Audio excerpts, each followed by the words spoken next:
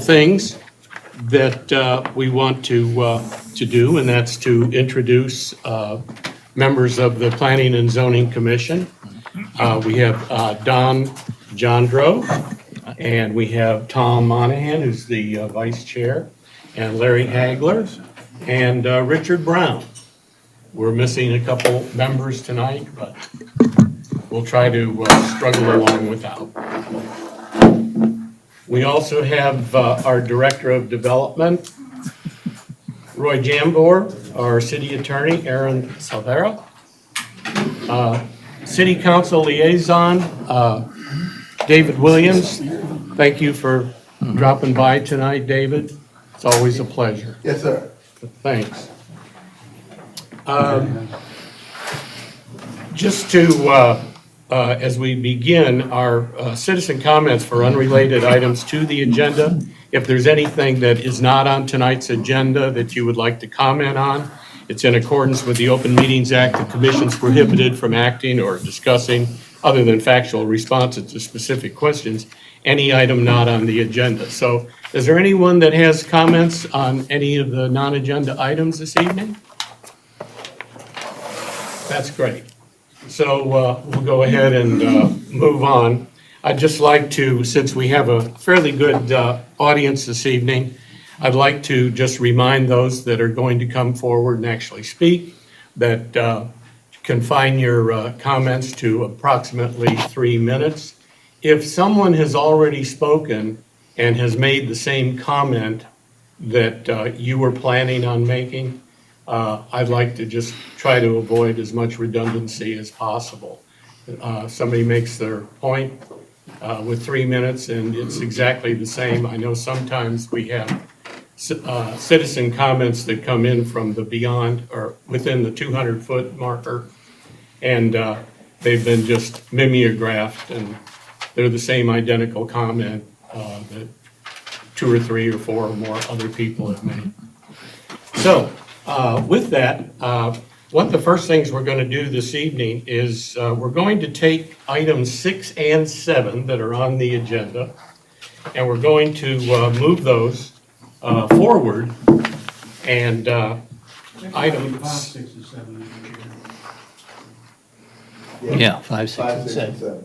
I think there are 3 non-public hearings. I'm just doing 6 and 7. Oh, okay. If that, Oh, no, that's fine. is that okay? Did I not get permission? Or? I just thought you were leaving one out. Leaving Well- at the microbrewery. So to start with, item number 6, 21-190, consideration of a design review approval in accordance with section 6.105 of chapter 14 of the Lago Vista Code of Ordinances for additions and renovations to the Lago Vista High School at 5185 Loman Ford Road, Lago Vista High School subdivision, Block A, Lot 1A. And Roy, would you like to make any comment on the staff report? You know, once again, the architect did an excellent job. The only real unusual thing with this is, as you may remember from the elementary school, they were asking and will ask the city council for permission to put the preserved trees that are the obligation of the middle school or the elementary school addition and renovation, and plant them here where they have more room, they have a better chance to flourish and mature properly. And that's something they gotta get the council to do, but we reminded you that that's pending. And as a result, they provided that tree preservation plan as part of this set of documents. But I like it when I don't have much to say. Both the school projects were kind of in that category. Well, we appreciate all you say, Joe. Roy. So with that, perhaps the applicant would just like to say a few words about item 6. Good evening, I'm Jason Anders with Taco Bee, architects, acting on behalf of the school district. I have Mr. Webb here, I'm sure you guys know him. We have Paul here with LAN acting on that owner's behalf. Got Terry and Brad back there, civil and landscape here. We're here to answer any questions you guys might have. But we're looking to do a bunch of disparate little additions to the high school in order to add some programs that they currently need and don't have. And really not a lot of site work involved. Roy's already mentioned the tree, the uniqueness of the trees that we're doing out here. So we're adding trees associated with our project on the elementary school on this site. There actually are no trees that we're tearing down on the high school site as part of our new work. So all the trees that we're adding are going to the elementary school. We're not adding or changing any of the parking, vehicular flow, or anything like that. It's all just academic space that we're adding. Kind of infill between the buildings more than anything. Yep. So say the ones in purple are the new buildings. Thank you. Do any of the commission members have questions or comments No. for item number 6? All right, then.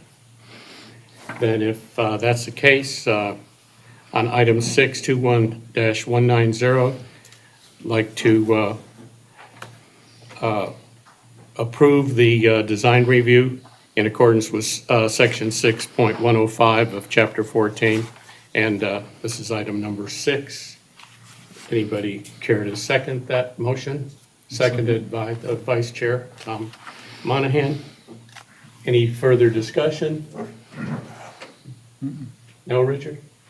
Okay. All in favor? Aye. Aye. It's unanimous, 5-0.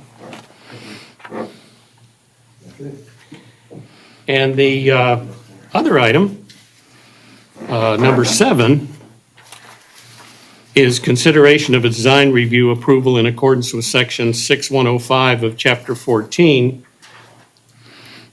of the Lago Vista Code of Ordinances for additions and renovations to the Lago Vista Middle School at 8039 Parquet Ranch Road, approximately 30.588 acres from the D&W Railroad Survey, 97 Abstract 245. And Roy, would you like to make a comment on that? Yes, sir. It's not really relevant to your application that's in front of you, but we took this opportunity to ask the architect to work with the school district this property has never been platted, and they have a multitude of addresses. It may or may not be the best for 911. And we're asking them to take a hard look at that before they apply for the plat, to make sure everything gets done where the emergency vehicle shows up exactly where they want them to show up. However many addresses they need to accomplish that, we encourage them to take a look at that. So, Roy, we could approve the application, but add a couple caveats to that. Well, no, it's just something we were taking the opportunity to warn them. They had that application pending, but once we saw however many addresses and the fact that maybe they didn't line up the way, maybe that if they did this from scratch, they may look at it differently. We're asking them to look at it, very carefully. And if they need to make this 2 lots or 3 lots as part of that application, it's no additional effort to do that. That'll help 911 straighten out the address. So that would be to submit the required subdivision plat? Yep. That's got to be done regardless. And, We're asking them to think about that issue. And the fencing and landscaping as well? Well, For the buffers, oh, yes, if there's a need for any, right. okay. Anything you would like to add to Not the? really, it's a pretty straightforward, single addition to the building as well as some interior renovation work. We are losing a parking lot where the building's going, so we're adding some parking in another location behind the immediate school.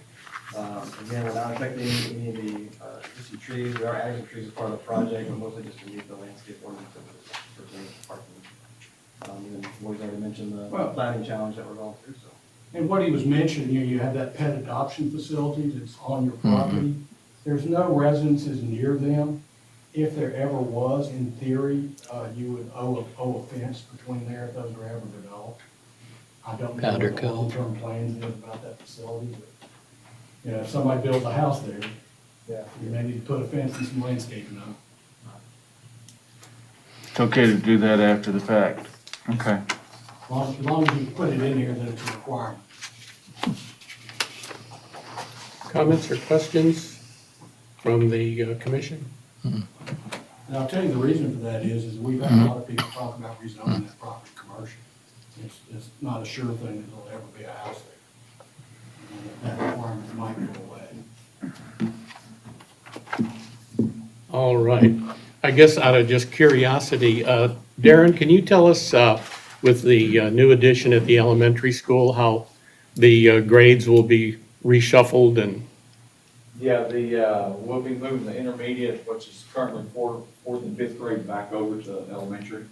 And it'll be kindergarten and first will be in the original area. And then we'll have our first, second, kindergarten, first, second, and third, and then fourth and fifth will be in the new building as well. So, and then we're adding a library to where the old DE was.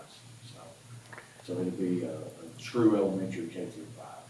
so 6 and 7 will then be at the actual middle school? 6 and 7, 6, 7, and 8 will still be at their original site that we're talking about right now. Gotcha. All right. I'll go ahead and make a motion regarding item number 721-1934.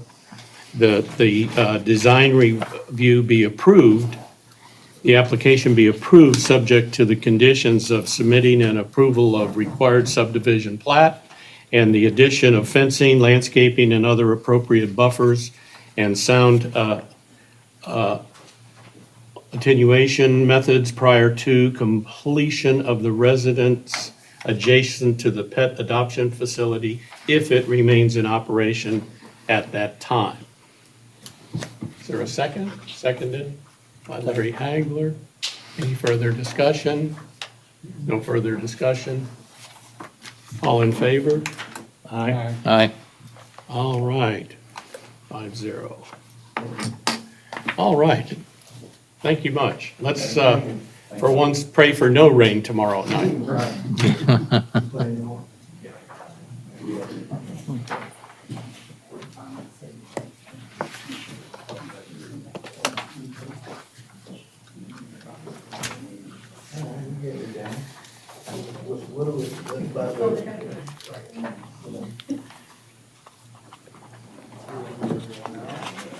Yeah, I'm picking out once you case it up.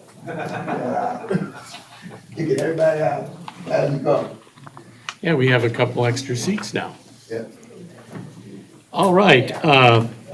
The next item on the agenda will go to the top of the agenda, item number 1. That's 21-1884-PDD-REZ, consideration of a recommendation regarding a zoning district change request from the R1E, single-family residential zoning district, to PDD, Planned Development District, for a series of detached single-family residents on a single platted lot with shared access to approximately 4.349 acres tract from the abstract number 2605 of the W.A. Cook Survey, number 100 on Boggy Ford Road, west of the private drive known as Draper's Cove. And Roy, if you would take us through the staff report? Yes, sir. I think maybe the most valuable thing I can do is maybe give a little history lesson. It is somewhat of a reminder for the folks that were on the commission, but a couple of folks weren't. The first time this property ever, hit your agenda was actually a subdivision, preliminary plat application.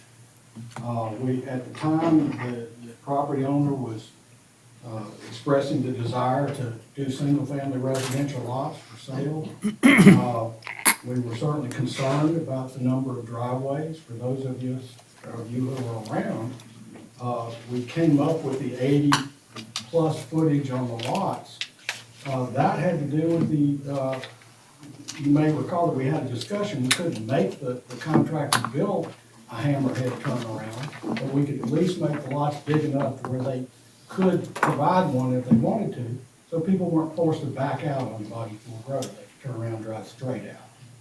That's actually what was approved. However, like any preliminary plat application, you are obligated to follow that up within 2 years with a final plat application.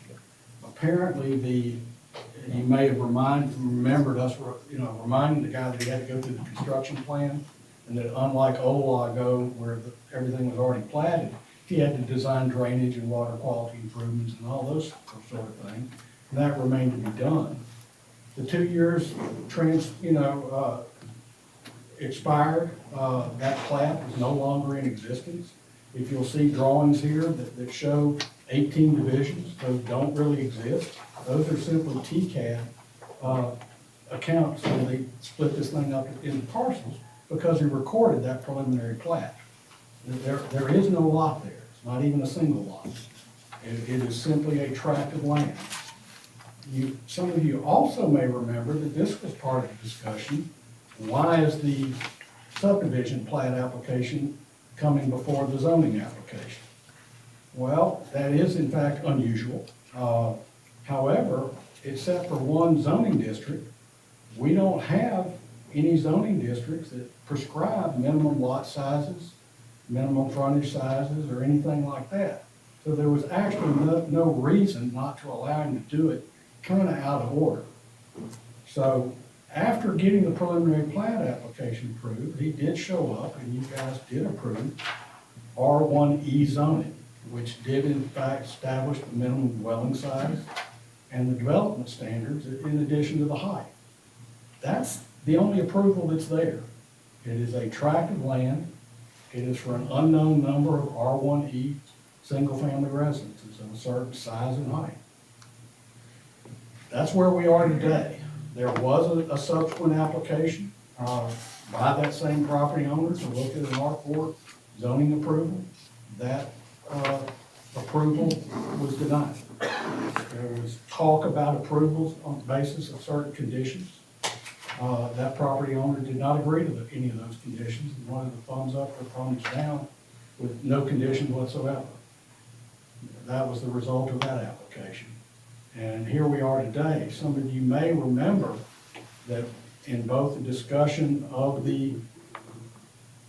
both the plat and the zoning application, there was, the concern that, how do you do this in a better way without having 18 driveways? In theory, you could do that with single-family zoning. The problem is that our subdivision regs require that access easement in the rear to be 50 feet wide. If you take the 50 feet in the rear and the 25 feet in the front, these lots are not very deep, or this property's not very deep. There's not much left. So that's probably not a practical solution. So this applicant is here asking for a PDD. The approval that's in place is R1E zoning, no subdivision. So, as I recall from back in 2018, he had some proposal without the back alleyway, so to speak. And it was for pretty dense, and I think, It was R4, right? well, even before, in the original zoning for R1, or no, it was in the preliminary plat. Right. At the time, we were You saw that. concerned, about the density or the spacing. And Right. so we limited it to, I think it was 18 homes. Right, and that was for, to. And I went back to look at the minutes to see Well, what I right, could remember. and that was to get once again, we talked about, we can't make him build a driveway like that. But we Right. allowed the land so that he could build a hammerhead, Yeah. what we call it, so they can turn around. At that time, we also talked about, and when Andy was here, talking about what's being proposed as kind of the back Yep. entrance way, and he said he couldn't do it, but I'm going, why? Well, What is, why that's is, kind of what you're seeing today. why can we do it here now? Why did the other guys, I'm trying to remember why he said he couldn't Money. do it? Do you remember? I'll give you an exact quote. I would have to pay somebody $50,000 to do these kind of drawings. Oh, okay, That was his reason, and he didn't want to do that. I don't know, I Mr. get Ba- paid that much. that was my response. I've never been paid that much to do these drawings. But that was what we heard. Okay. All right. Are there commission members that have more questions or comments to the staff? Richard? Do we know for sure what will be done with that lot that faces Patton Lane? Well, he's showing it, I think, as what I would believe is probably a detention pond. The answer is if you approve this PDD, that's what it'll be. It'll be forced to be Oh, yes. just based on the numbers. This is, when you approve these detail plans, if something's substantively different, they'll be coming back to you to amend them. And- Kind of like you have an application here tonight. They want to make a change, they're back. And that can't be impacted by how the east end of that drive gets resolved, whether it goes straight into Draper's Cove or curves and goes out. No, because that lot doesn't touch, I don't even think that property. The Doesn't what, touch what right, the property? current paved location of Draper's Cove, I don't think that lot on, was it Cooper Lane? I don't think it shares a property line with that. Correct, it does not. It does not touch Draper's Cove. So if they do get an easement from that gentleman, and even then, it'll kind of have to be kind of the south edge, if I know Eric's thinking. And once again, you want to get any driveway as far away from that intersection as you can. And as you may notice, I think I showed you the drawing, they're having to move the existing driveway away from that intersection for the existing storage place. Firefly Coast gonna have to do all that. Tom? So what's being asked here is to change the zoning to R4, but as one giant lot? Well, it's a PDD, the basic. I mean, well, but with R4, but PDD, one giant lot as opposed to separate lots? Correct. I asked them that. They had the right to ask for zero lot line ability. I asked that question. They said no, that they're going to do the ownership division to a condo regime. Okay, so, because it kind of, we reference section 6.105 requirements, and that's for multifamily. And is it because it's going to be a single lot with a bunch of houses, it becomes multifamily area, not a? Well, no, but the requirements of 6.105 also apply to a PDD. Okay. If you read the fine print, it incorporates by reference the same requirements. Well, just as a quick sidebar, I would say we should look at that and rename it, because I think it's, in the applicability, it's not clear. No, actually, what you have to do, you have to read the PDD ordinance, I think, and it refers. Yeah, but I think that section itself Right. just It should be need- cross-referenced. It's a minor both ways. change, but it's a minor fix, but I think it Yeah, needs, it may alert needs people to read clarification. both. Makes the Yeah. use of the, And I'll give you an easier. example. If you had a PDD that was 100% residential and one commercial lot, the commercial lot would have to review the same criteria Yeah. as it relates to the adjacent property and make sure it's protected. That's the intent. PDD doesn't resolve you from the obligation to be kind to your neighbors. So this roundabout idea that I guess the city engineer has for Boggy and Highland, Yeah, just, that So- is one of the things that we hope to someday take a look at and Yeah. resolve that dangerous. so it wouldn't necessarily be constructed to, Now, the city council still got to fund it. It's on our CIP wish list. They'll take it up year Okay. by year and they'll add it if they think it's worthy, okay. if and when they think it's worthy. But we did enough of a drawing to make sure that we just weren't full of it, that it could literally be done, but we weren't absolutely sure until we draw it. It sounded good, but Okay. until they started drawing, you never really know. So, so it's not a part, this roundabout has nothing to do with this particular No. application. But we did look at that as it relates to these driveway locations. We knew that would be an issue. We're of the opinion that they may shift a little bit as a result of the TIA, but these are pretty darn close to, what would be considered safe. Yeah, I think there were three primary concerns that were expressed, and one was, accessing Bogey Ford. Another one was the height of the buildings that didn't fit in with the rest of the area. And the third was the privacy. Well, yeah, now the privacy, and once again, that was one of the big issues in the previous R4 application. And we had a number of conditions that restricted where the windows and all those things could Right. be. And once again, I'm not trying to influence you guys in any way, shape, or form, but my impression, the height is more about context than it is about privacy. But that's your decision to make. And I think it's well addressed, so. But that's up to you guys about context. You may realize that even on the special exception approvals, I'm an architect, my impression of context may be different from yours, and yours matters. I mean, there's a reason I'm not sitting up there and you are. So I kind of stay out of that. One last question for me is, it seems unusual that we don't have a draft PDD ordinance to review. It's just Yeah. this and then just a few add-ons, and we're being Normally asked you to get approve narrative. it, an ordinance for council without seeing the ordinance. Well, and I don't, sometimes they'll draft their ordinance, we don't ask them to. We ask them, like you may remember, Firefly Code wasn't an ordinance, it was an outline narrative in regular English. That's what we encouraged them to do. It just so happens that this narrative was rather short. That's what's the real difference is. I promise you, we'll add the language. You may notice, we didn't think the language about the fence was probably sufficient enough to address the idea that it really must block headlights from penetrating and reinforce the landscaping ordinance or anything else you want us to do. What we're asking you to do, and the reason we don't prepare the draft ordinance is because we want to hear your recommendation. That's what we put in that draft ordinance that we send to council.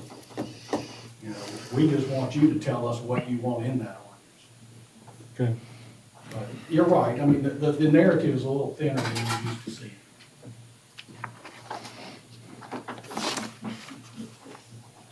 Further questions or comments to the staff? No. All right, if that's the case, then we would certainly like to have the applicant presentation.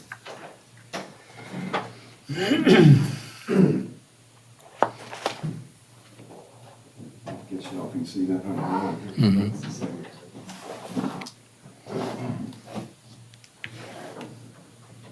Mr. Chairman, Commission, thank you for your public service. My name is Jim Bechtel. I'm the planner on this. Well, I say I'm the planner, really Roy and his staff have been very intimately involved in planning this layout and giving us direction throughout the process. It's 4-acre tract, 4.5 acre tract. We got about 1,500 foot of frontage along Boggy Ford and Highland Lake, and moderate tree cover on portions of the property. Other portions, there's no tree cover. We really had to work with staff on the alley product and the approach to limiting driveways. We understand the issues, and we've been very accommodating to staff on making sure that our driveway locations were appropriate and spaced appropriately. We've proposed 26 single-family units. We're doing a PDD in a condo regime because, as you know, zoning ordinances aren't perfect. And in order to do what we like to do, in order to work with staff, the PDD is kind of the only avenue to do that. There was a mention about why not divide it into single-family lots. We've proposed to do a condo regime. It's difficult to divide property when you have an alley. You have to provide easements and cross easements. And so it's better for this situation to do a condo regime where each individual house is owned by an individual, but the common area is owned by the HOA. That means all the landscaping will be maintained consistently. You have somebody kind of bird dogging the residents, making sure that they get their trash cans in, all that kind of stuff. I'm sure some of y'all have HOAs to deal with. So, again, we've worked closely with Roy and understood the history. We were given a laundry list of do's and don'ts. And I think we've come up with a plan that addresses most of those concerns. We do not have a problem building a fence along the back property line, opaque, which would be a board and batten fence, so you don't have light penetration.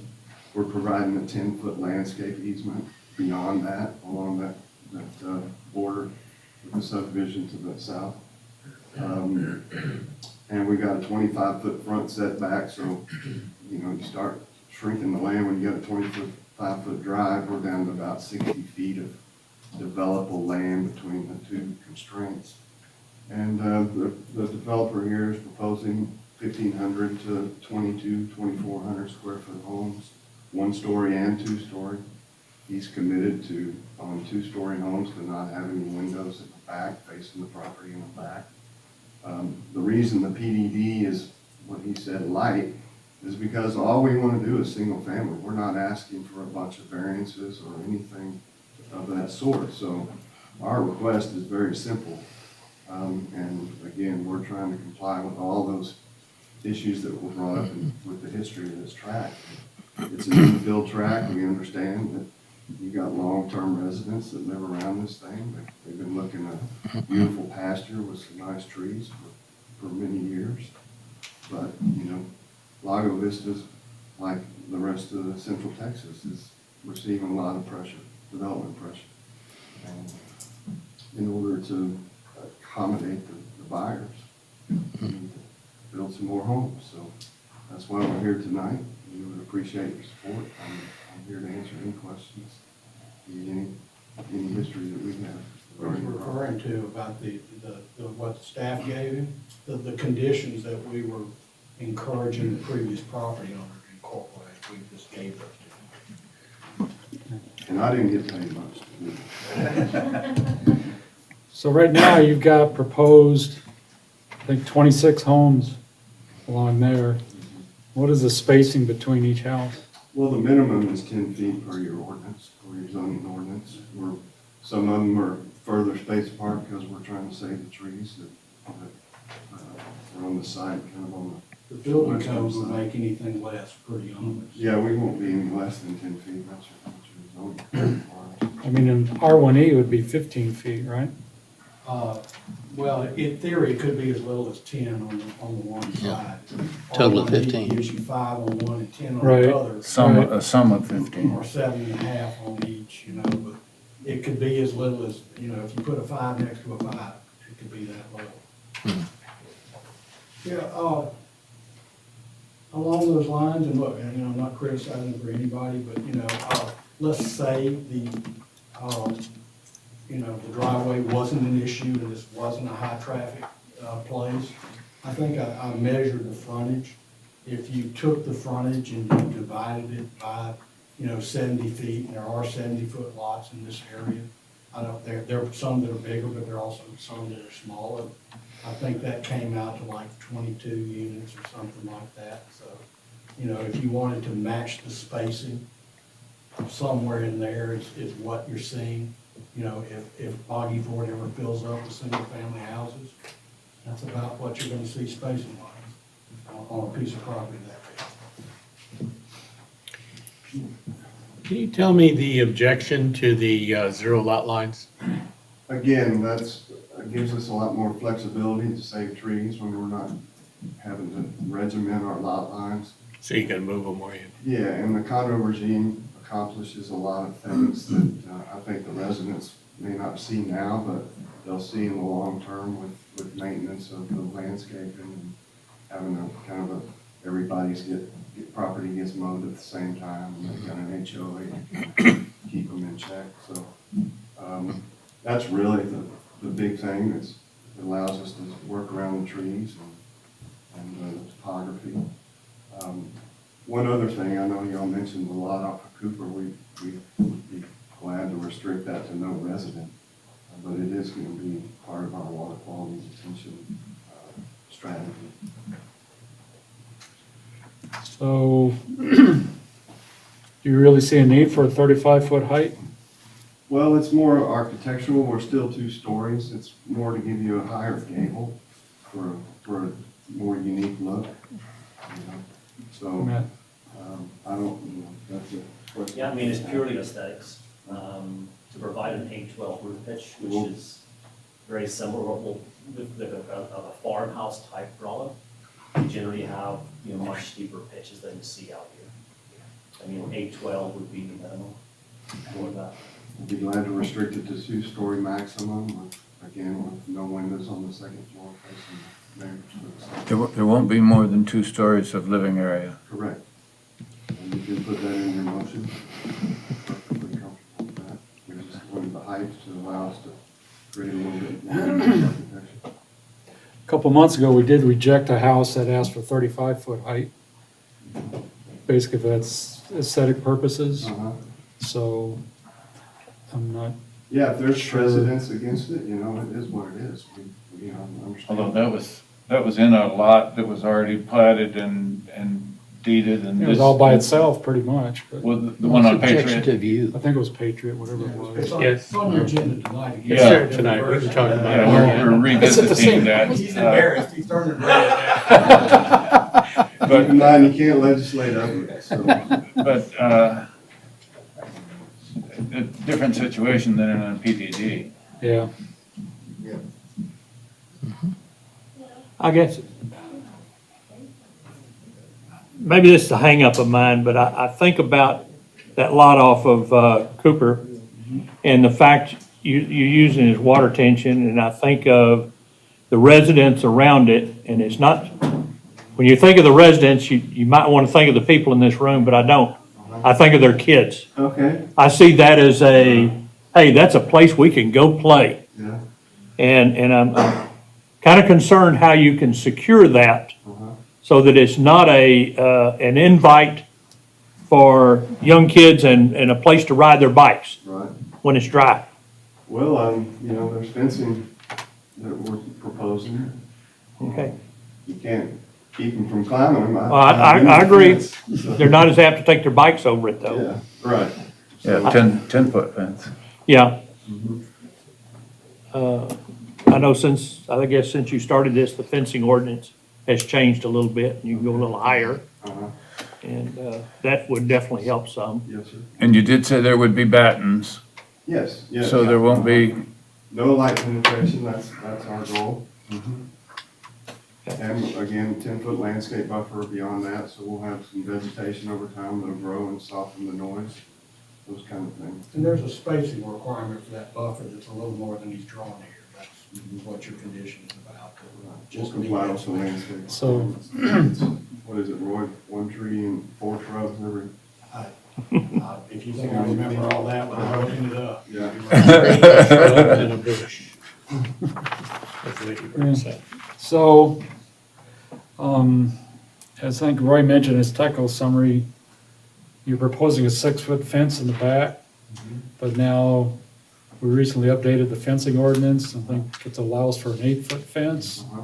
So, since you can do an 8-foot fence, would you want to do an 8-foot fence there? I'm sure the residents would like that. That's obviously a question for the applicant in his pocketbook. And it's also a prerogative of y'all's to be able to put that in a motion. So we're not gonna argue that, but obviously a 6-foot fence is what we were anticipating. Right. If you want an 8-foot fence, you can certainly put it in the motion. We'll abide by those conditions. Okay. That's all I got. I like the concept of the 8-foot fence. Yeah. For light. Yeah, Keep in mind, these residents' lots are lower than our property, so Uh-huh. they may be screening the sky more than units than being lower. That's also the reason probably some of them are concerned about your overall height, Sure. because you're already starting out with a ground level Right. higher than what they are, so they're, We'd be glad to shield any lighting that we put in the back, that's obviously something we listen to all Dark the sky. time. But there's a safety issue on the other side of that, so we're not, we comply with dark sky requirements in other Mhm. cities, and be glad to work with you on that as well. Further questions to the applicant right now? No? Thank you. Thank you. David, do you have, It's coming to you. are those, thank you. These are the ones that apply to this. To this case. Gotcha. And then they can move. All right, let's see, it is 7:42, and we will open the public hearing at 7:42. And we have, let me just verify the numbers.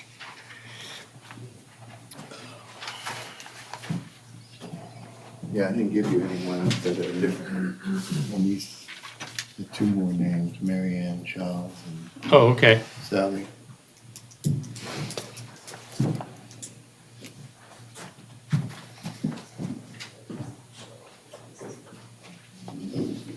Well, I'm surely not going to miss anybody. Let me go ahead and start. The first individual is Jimmy Thornton. If you'd step forward, name, rank, serial number, and thank you, Address Jim. too. Thank you, Chairman and Commission. Appreciate the opportunity to talk on this. My name is Jimmy Thornton. I live at 20,007 Lee Lane. I am just one lot out of the 200-foot notification area for this particular development, and just off of Lee, which will create an intersection with the driveway that's coming out of the south end, or I'm sorry, the north end of this property. We've been visiting this property now for 3 times in the last 3 years.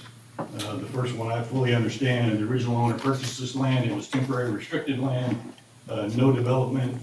The P&Z and the council and the city really owed that owner the right to develop it into something. And I think what was ultimately given, and at that time, the commission went back and referred to the city's future land use map, which has that area as low-density residential. All right, so you guys gave it a designation of R1E at that time.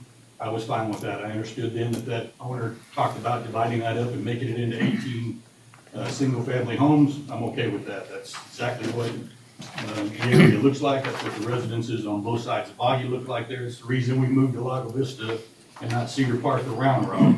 I don't want to stand in my kitchen window and look at what the neighbors are watching on Netflix next door. So we like the idea of having a little more space about it.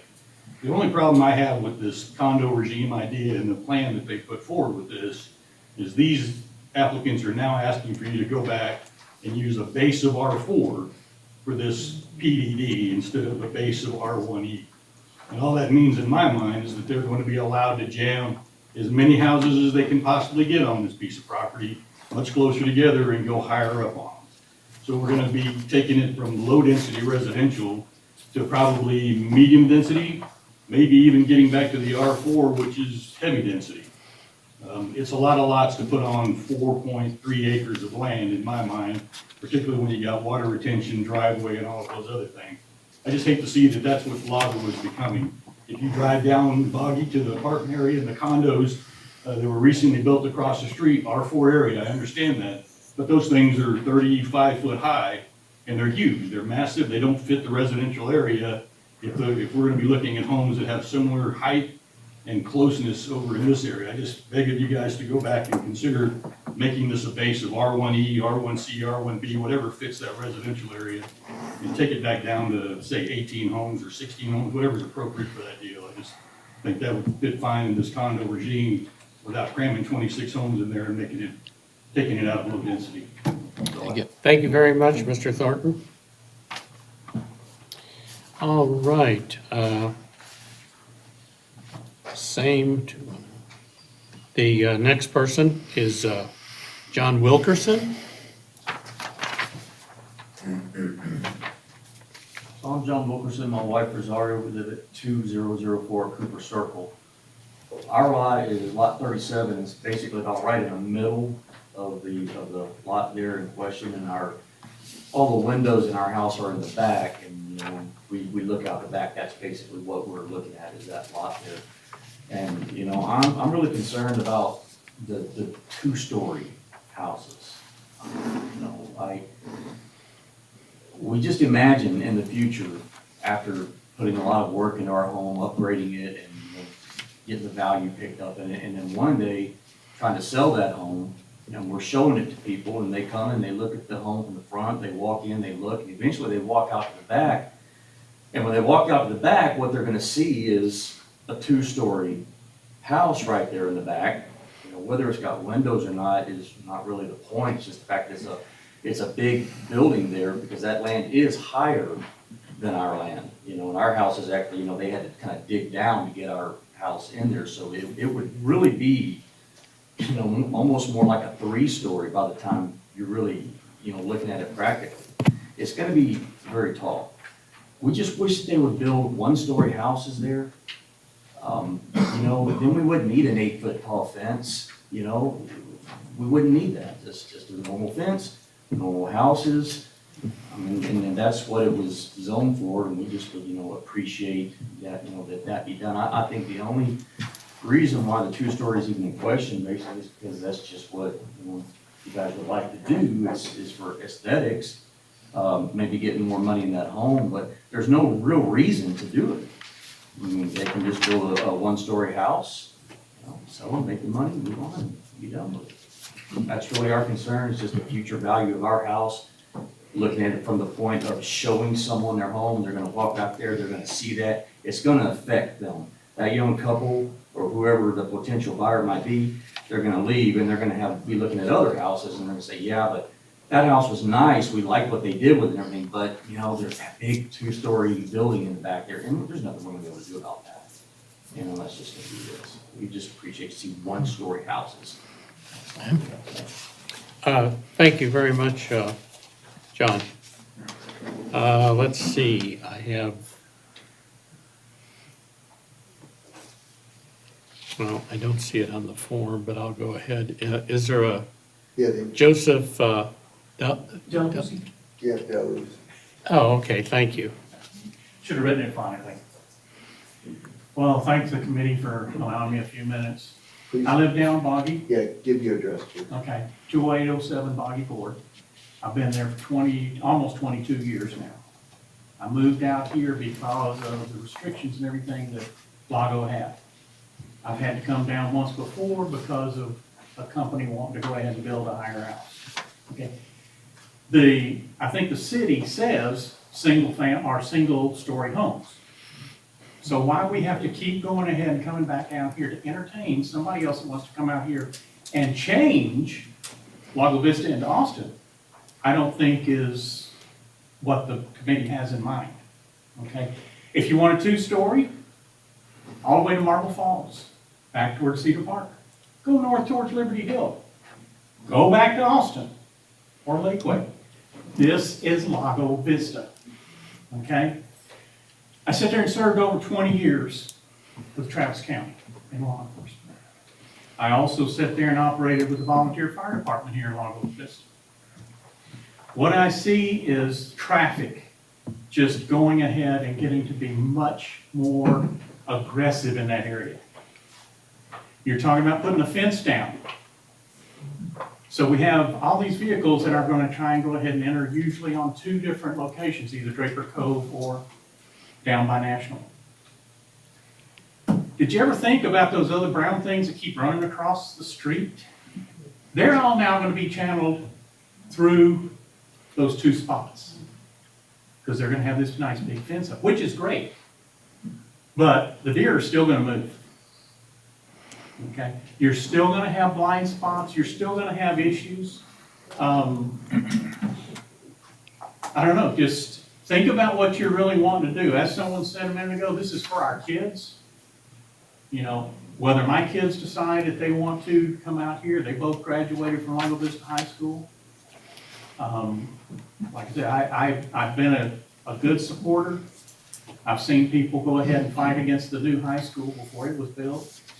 I watched or listened to people talking about the schools this morning, and thank God, evidently, people have finally realized that we have kids growing up in Lago Vista, and we need more room for them in the high school and middle school. So I do appreciate y'all's time on considering these, but I think we need to stick with that single-level house.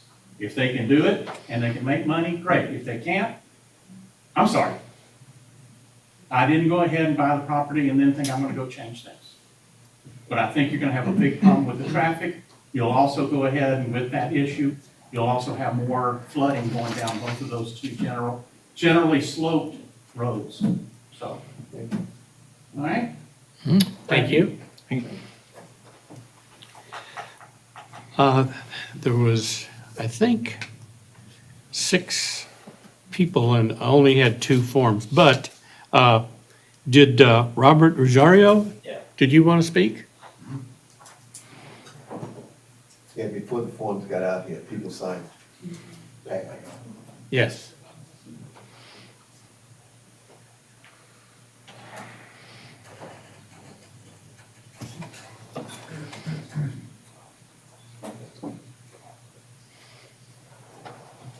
My name is Robert Ruggiero. I live at 20117 Highland Lake Drive. I'm on the west side of the proposed development. This is my house here. If you look at this diagram, it's an aerial photograph. It's the house immediately to the left of the development. And when we first heard about the proposal, I put it on myself to find out what the temperature of the neighborhood was. And here are the results. Of the 58 noticed properties, we received 49 opposed to this PDD. We were quite happy when the city council voted unanimously for R1E. That seemed to resolve our issues with uncontrolled height and density.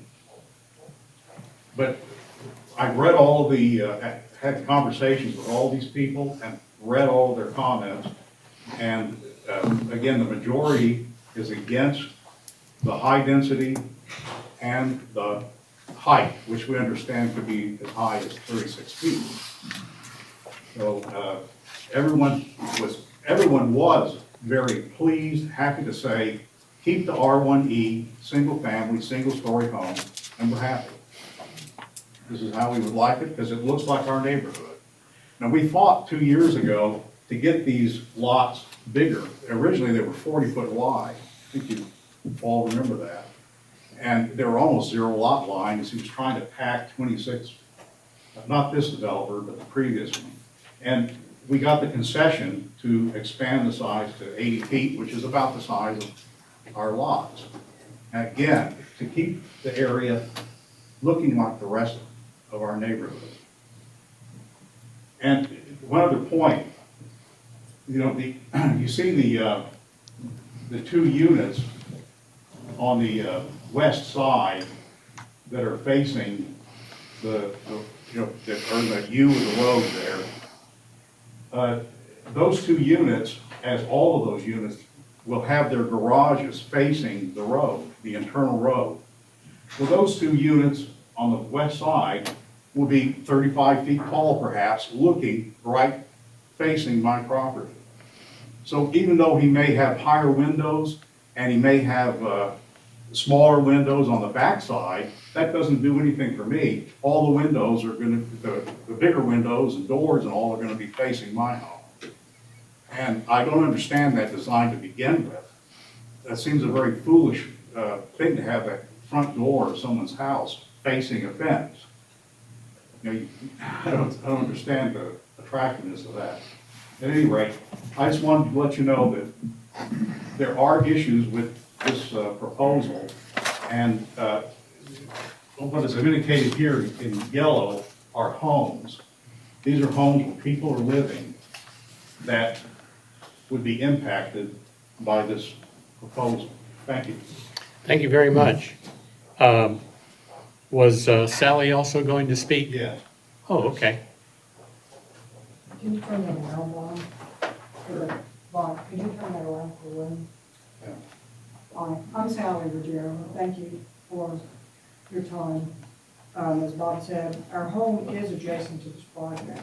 There is no provision in anything we've seen so far for any consideration of any fence on our side. And looking at, the second story at the front of the home would be, an invasion of privacy. And, you know, by unanimous vote in 2019, City Council voted to deny the previous applicant zoning request for R4 to build 3-story quadruplex apartment buildings. And unanimously voted, sided with the people within the 200 feet, who triggered the supermajority, which I think we'll do again. And with the city at large, there were 150 letters from people in the city at large that were against that kind of a, you know, 2-story thing. In keeping with the 15-foot homes in Cooper Cove and Circle, with Highland Lake Estates, with Bobby Ford, it's just, it's not a transition to our residential communities. We have over 50 letters within 3 days that are outside the 200 feet. And incidentally, the mimeograph is just simply talking about 4 paragraphs of history, talking about the planning and zoning and city council meetings. It basically says I'm signing this letter to notify P&Z and city council that I am opposed to the zoning attempt. And people have a place to put their own comments, so it's not just a mimeograph form. So to date, we have 48 opposition letters outside the 200-foot noticed area, representing 46 tracts of land and 60 home property owners, and that's in 3 days' time alone. Several other quick points. Some things have changed since the 2019 decision. The property has not changed. The roads have not changed. Our neighborhoods have changed, built out following the rules. This current rezoning attempt is even more ambitious than Mr. Ackley's previous, requesting now up to 26 condo units, up to, last we heard, 36 feet tall on this narrow deck property in a well-established 15-foot high neighborhood. Now, some of the comments that, thank you for your presentation. Some of the comments that were made were securing the retention area with fencing. Well, there are several homes on that cul-de-sac that's called Cooper Lane. And to have a, you know, retention pond or retention place with a fence there that they're looking at onto these 2-story units, I don't see how they'll help their property value. I don't see how they can address no light penetration in the instance of that being 20 feet from my property line. And there, like I said, there's no provision for fence. And I did like what Mr. Thornton, the first fellow that talked, had made a very good point that it looks like they're going back to a base of R4, not R1E, which this property was properly zoned R1E. And the city has spoken, city council spoke unanimously, and the city has come alive on this issue. Thank you very much. One more point, if you don't mind me making, is the deer will all be channeled through my parking lot, and with that whole fence line there, no matter what happens, it will present a challenge for the, the deer. Thank you very much. Thank you. Did Mary Ann Childs want to speak? Mary Ann, did you want to speak? Well, yes. You're carried away, man. Somebody, I love you. somebody put your, But I got you. somebody put your name on the list. Well, anyhow, If you would, just for the record, Mary Ann, your name and your address. I'm Mary Ann Childs, and I live at 3115 MacArthur. I'm gonna say about this particular project, when it was brought up with one of my rich groups, it got a very cold thing. Now we have the gas station and people pulling out in front of you as you turn right on Buggy. And this makes no sense whatsoever. I think it's in the wrong place, and it's already done, so we have to live with it. but we have one way out of here, and that's it. And you need to consider this very, very carefully. Thank you. Thank you, Mary Ann. I think that was it. Yeah. Right? I have a more. Okay. So we will close the public hearing at 8:02. And we can move on with discussion. And I guess maybe just for you, Roy, based on some of our comments and what's actually in the application and all, is there enough detail? I'm having a little bit of a problem that there's enough detail to be able to make that kind of decision possibly this evening. Well, I mean, certainly there was the expectation, as Mr. Monahan mentioned, that the ordinance would include a lot more detailed language, if you will, about fencing, landscaping. We even have a comment about the west end of the property where the houses are turned the wrong way. And if they really are going to do that they've got to provide the same protection on that property line as they do the rear. But once again, it's up to you whether you've seen it. The drawing detail is more what you're kind of obligated to be able to understand what it is. If the expectation is that you need me to add the detail to the ordinance, that's not that uncommon, to have a list of conditions. As long as y'all can describe them to me, I'll make sure that they get in the ordinance. So it's really at your discretion whether you want to see, have something come back because of a lack of detail and wanting to draw this, or as opposed to a narrative that's more elaborate. All those are in your prerogative if you don't think you can describe to the staff what you want. That's kind of the expectation. You gotta do one of the two. Thank You you. either have to do it or I have to. I mean, for the PDD, they're asking for a base of R4, but they could work from a base of R1E too, right? Well, yes, and let me address that a little bit. We have a very strange set of zoning ordinances. The underlying basis of the R4, which allows for single-family homes, we have R4 lots all over the city that has one single-family home on an R4 lot. The distinction between the two is that you can put multiple dwelling units on a single lot, and that is essentially restricted to the R4 zoning district only. Now, that doesn't mean you can't instead use R1E as the base and say, but we're gonna allow, so many units on a single lot. But that's kind of a convoluted way to end up in the same place. R4 has nothing to do with, high density. There's no density requirement in R1E any more than there is in the R4. But there's a height difference. The height, which you can Yeah, apply independently. Yeah, The idea R4 that permits 35 feet. For those of you who have been around long enough, you've been hearing me preaching that we do need to regulate density through these zoning districts, but we don't do it yet. We need to, but right now, it's not in there. If we only have one zoning district that is, to the best of my knowledge, does not exist in the jurisdiction, that has a minimum lot size, that's the R1 LL district, large lot district. No minimum dimensions anywhere else. So, the idea that we, regulate density through our zoning districts, it's normal, but it's not normal here, or it's not existing here. It ought to be.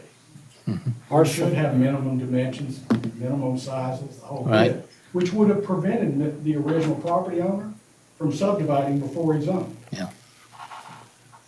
R4 is a 25-foot height limit, and they're asking for 10 more feet, right? Isn't that what it is? No, R4 is 35.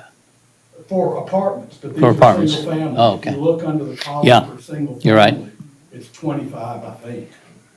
Look in the next Uh, column down, you'll see Yeah. There's an apartment, or apartment row, single-family row, two-family row.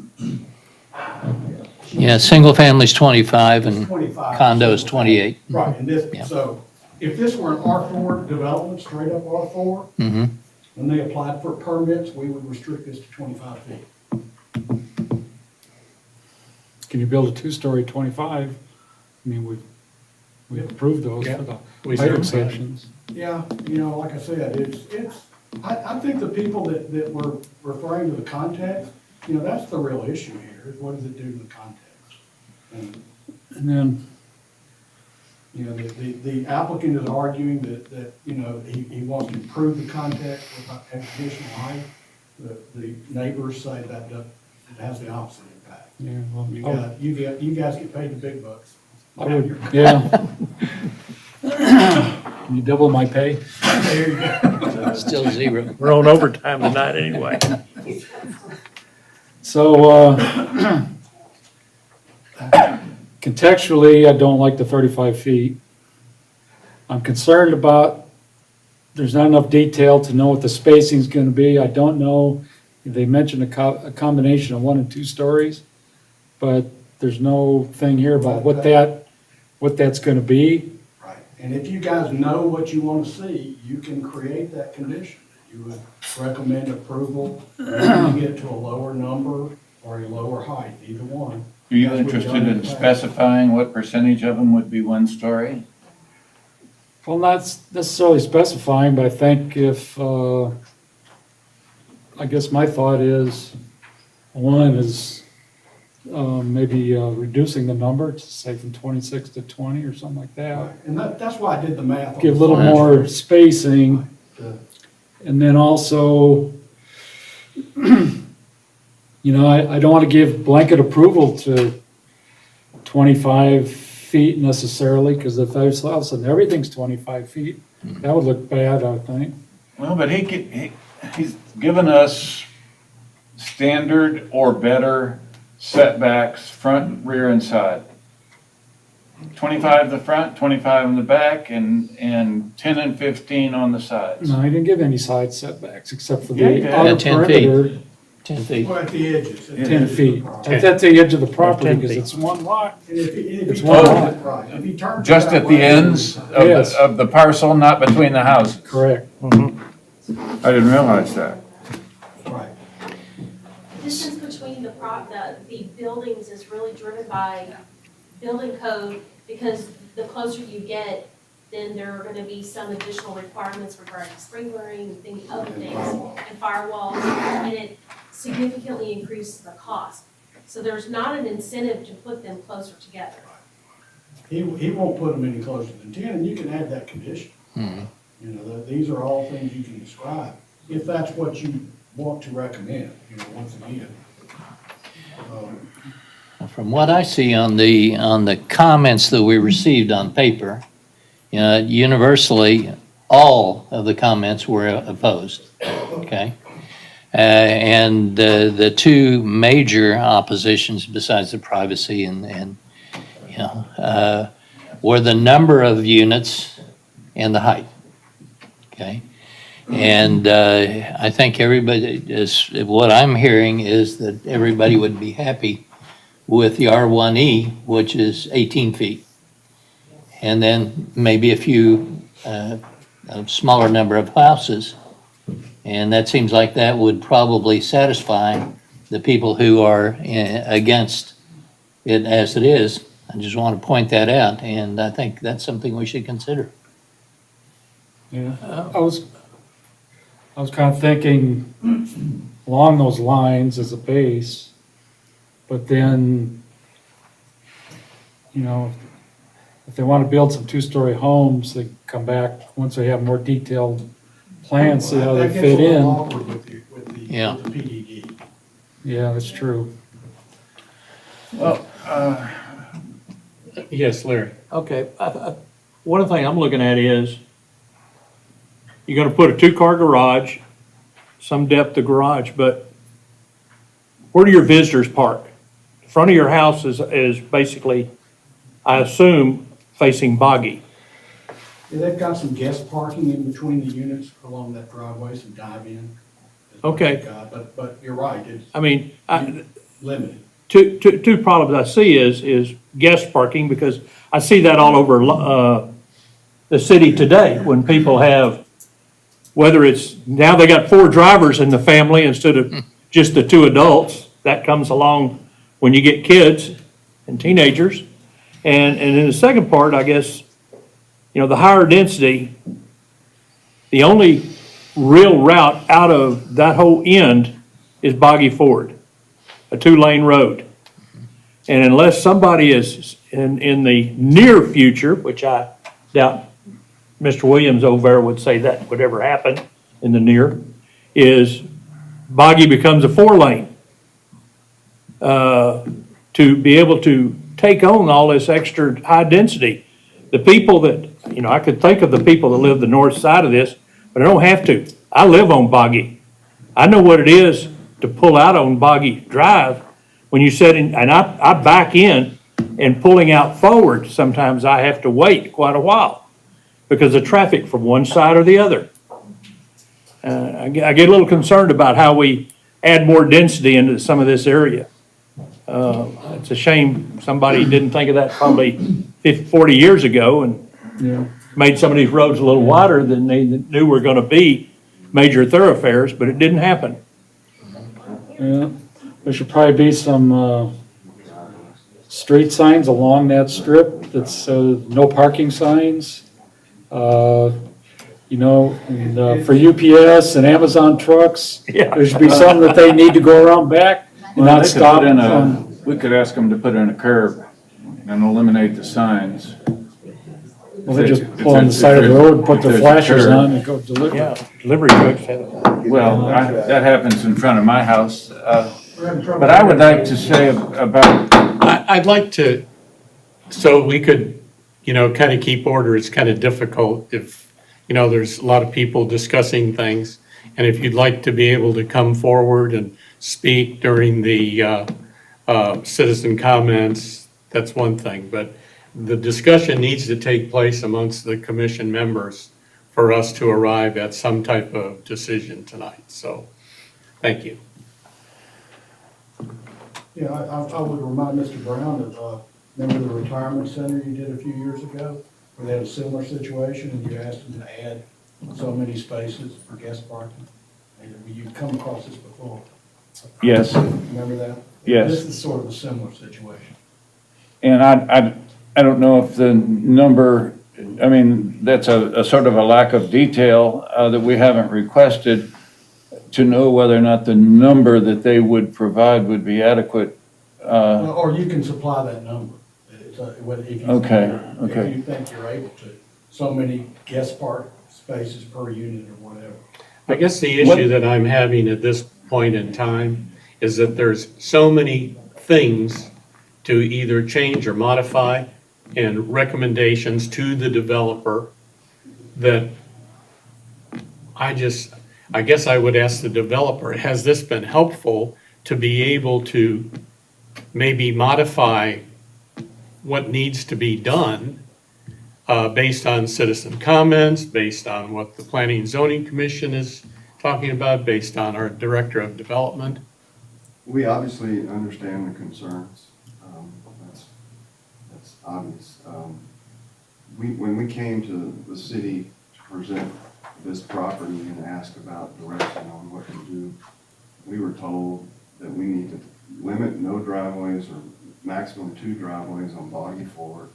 The old plat was not valid. You can't do that. They turned that down.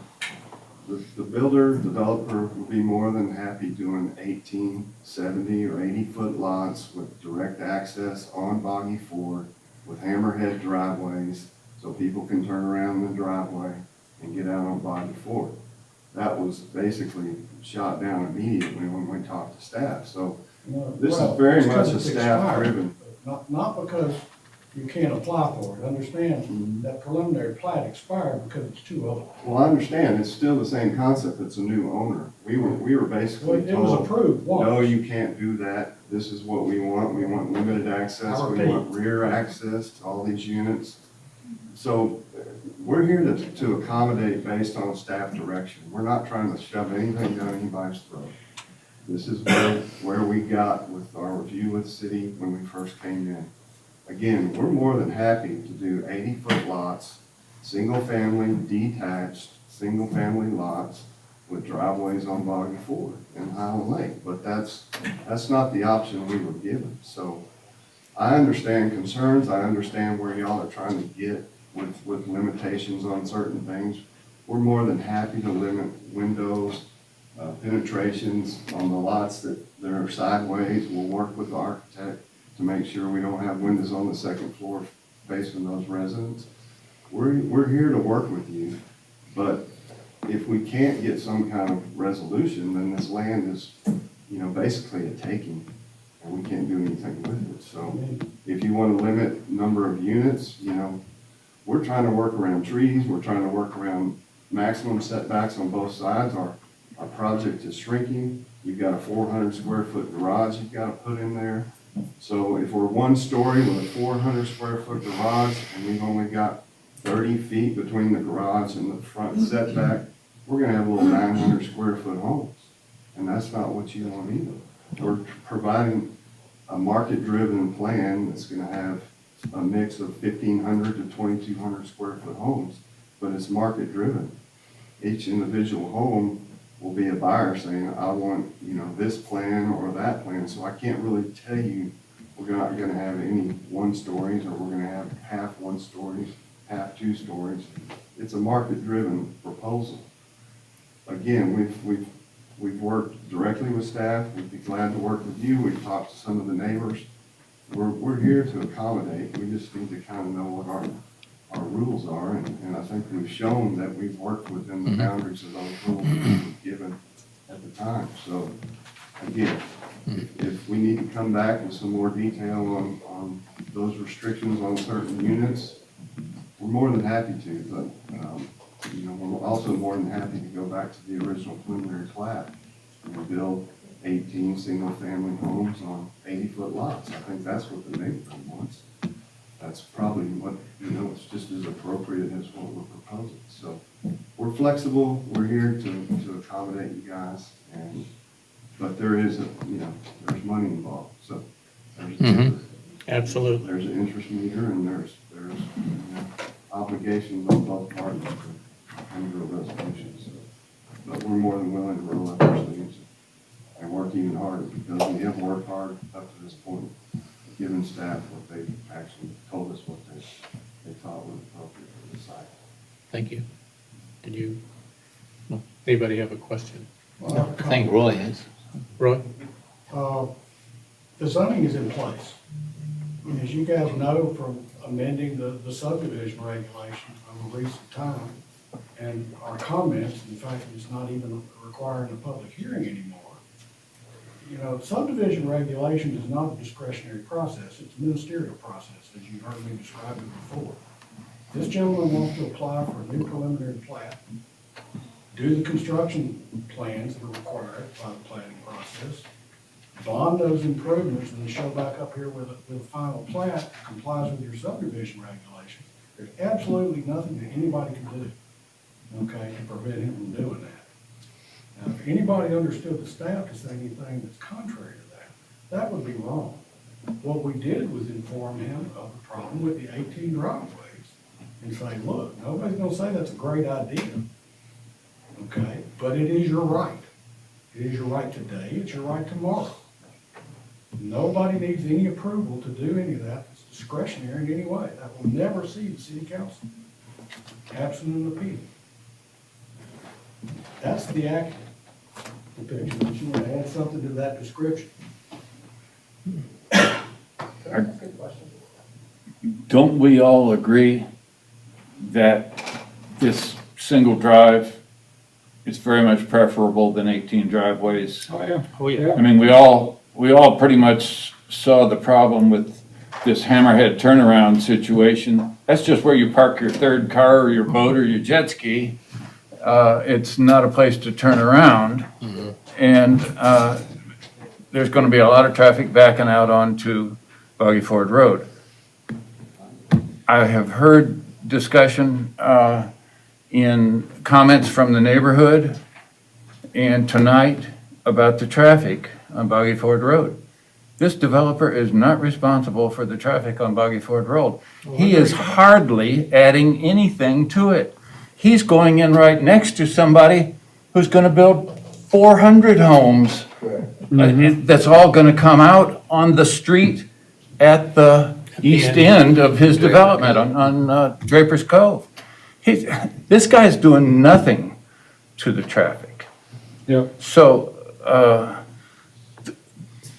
he's done as much as we asked of the previous applicant to avoid those problems that private drive answers. So I'm pleased with that part of his application. I certainly agree that I would have liked a little more information, but the fact that he's cognizant of trying to intermingle his buildings with the existing trees, I think is noteworthy. And certainly, it's better to have those big trees remain than the 2-inch caliper trees that he's going to plant, which are going to take some time before they add much to the landscape. But I think that this is a vastly superior design to anything that we have seen for this tract up to this point. Thank you. Richard, Yes, sir. where you stand on the height issue? I'm sorry? Where you stand on the height? On the height. Yeah. 35 foot. Oh,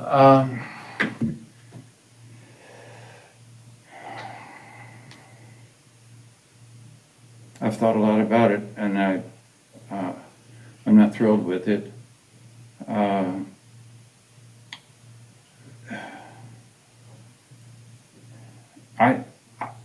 I live where I can throw a softball and hit 3 two-story homes. I'm used to two-story homes, despite what people say about we don't have two-story homes in Lago Vista. Josh Ray lived across the street from me in a two-story home. I don't see a problem with two-story homes myself. So 35 feet or 25 or something? Or 30. well, 35 seems high. we have usually looked at height requests from applicants on other bases than some strict limit. We have looked at architectural impact and views as the primary criteria. Architecturally, I'm not a fan of this style, but I'm not an architect either, and my taste should not dictate what they build. But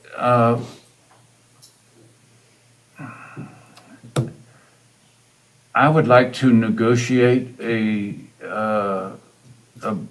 better, a more agreeable height, if we can. If the applicant and us, or the applicant and the director's office, before it goes to the council, can come to some agreement about heights. I know that the applicant wanted to make a comment while this was being discussed. Did you, Sure. I mean, generally speaking. if you just get, so for the record? Sorry, my name is Ian Boyd. I'm one of the co-owners of Calhoun Village.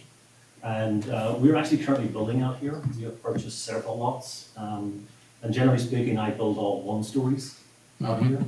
But I do come before council to get some height variances, because Our product is a little wider. We do 812 roof pitches, so we want to mix up the architecture here in the city.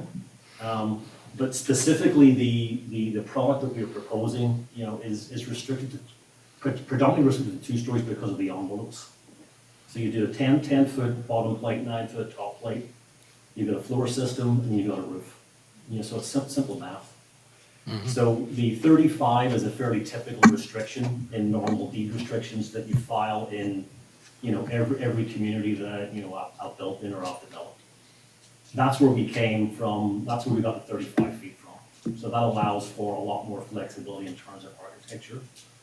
Now, because these homes are a little bit narrower, because we're trying to shoehorn them in between the trees to try and save them, we're probably okay with 28, and that still probably gives us enough latitude to mix up either the single pitch roofs that we were proposing, and they'll be a lot flatter, won't be as tall, or the farmhouse, generally those gables are 812s. But if you'll give me 28, we can make that work.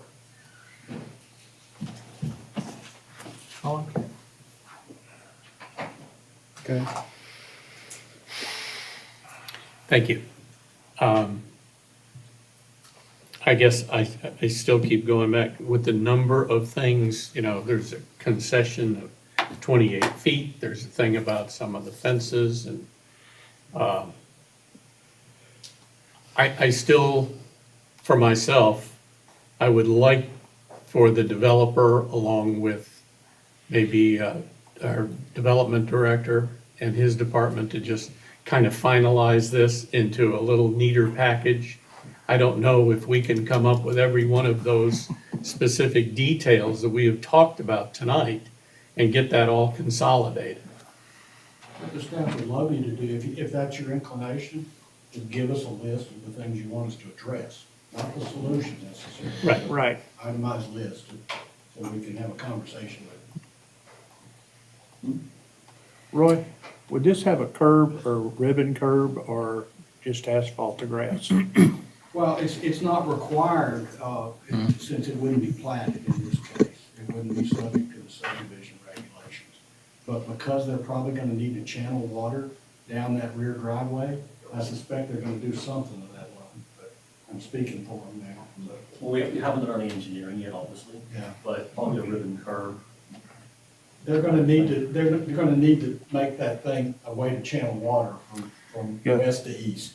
And a curb and gutter out in front will keep water that doesn't originate on their property from getting on their property and becoming part of their problem. That was one of the impediments in our mind, without doing the engineering or seeing anybody's drawings, to the single-family construction plans.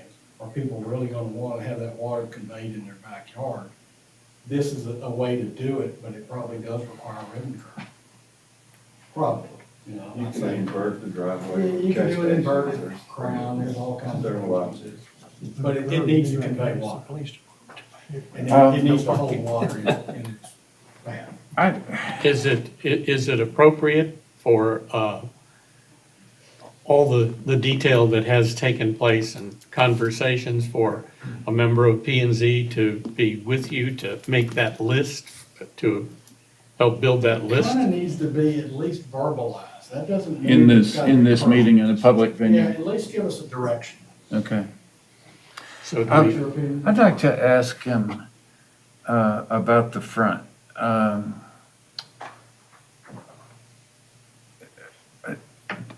Did you have in mind a sidewalk or anything out in front? I don't know how you're gonna handle the landscape in the front, but it's kind of gonna be those people's yards, and it's kind of gonna, to the extent that there are dog walkers and joggers and bicyclists and such, if you could keep them from being out on boggy Ford asphalt,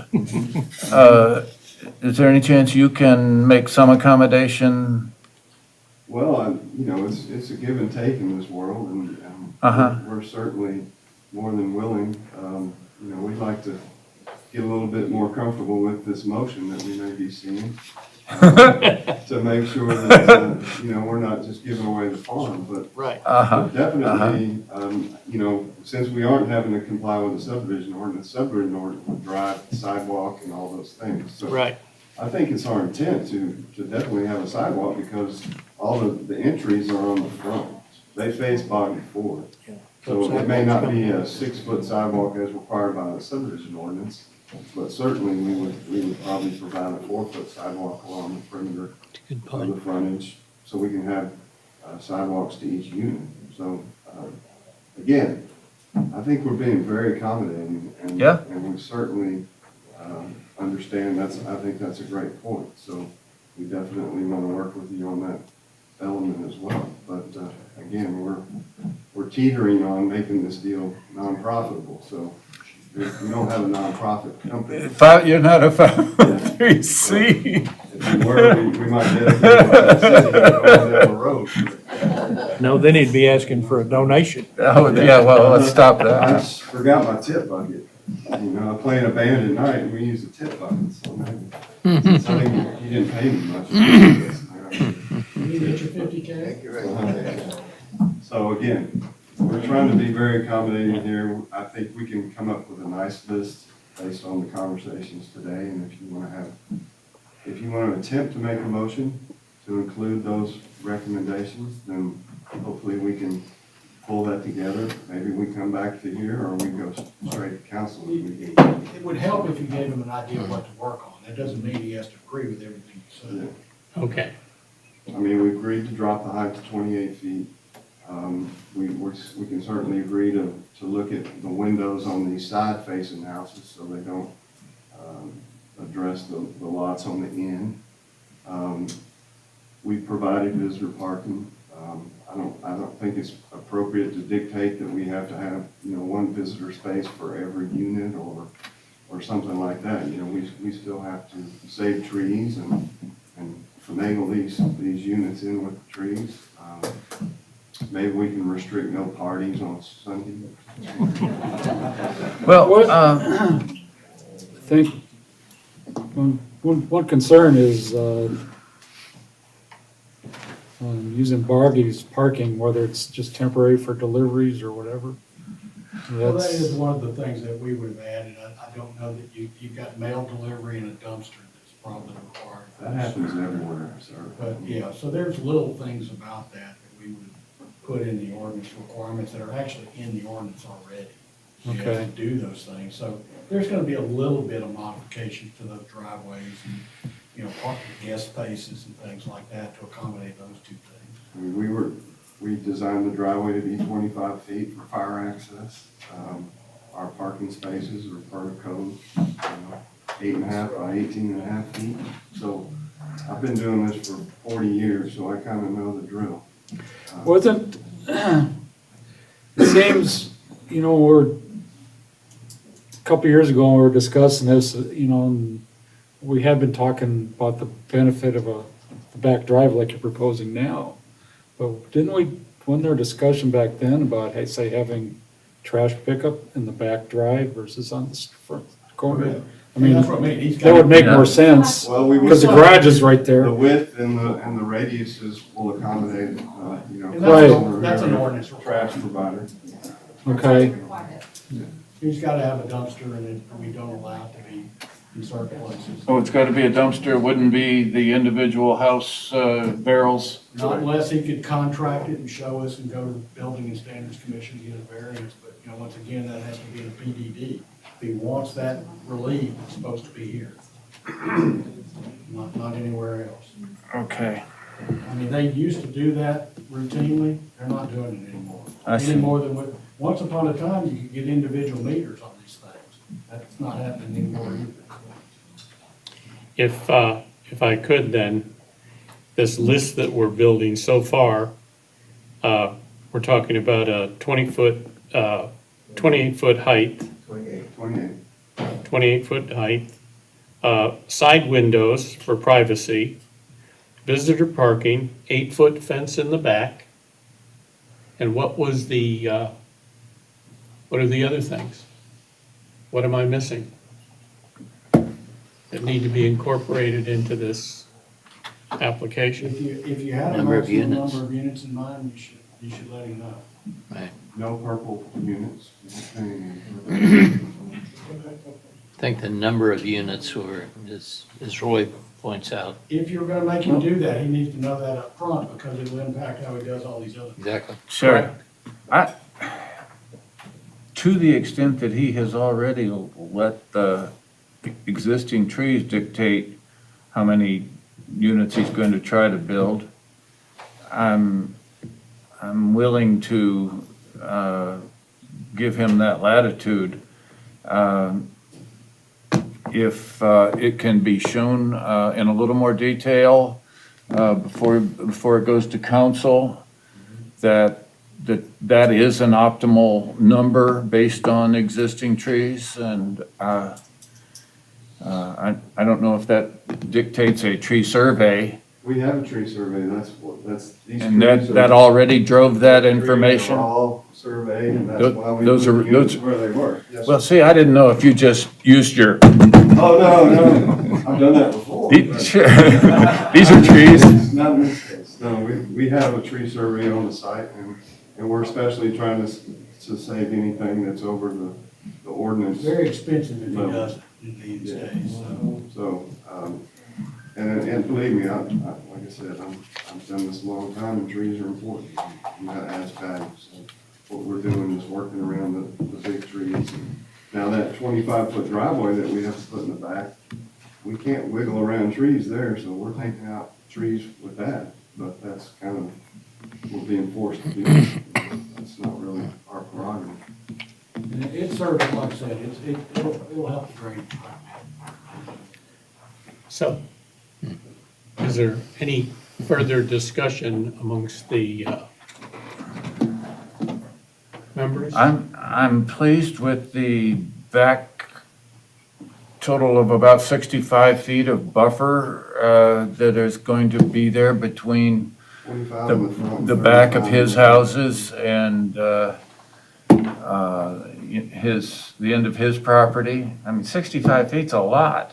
Yeah. Plus the setback of the next house, you're getting up, it varies, of course, but that may be close to 100 feet between houses there. So the issue about the height of his buildings looming over other homes it's not like they're pushed up against one another.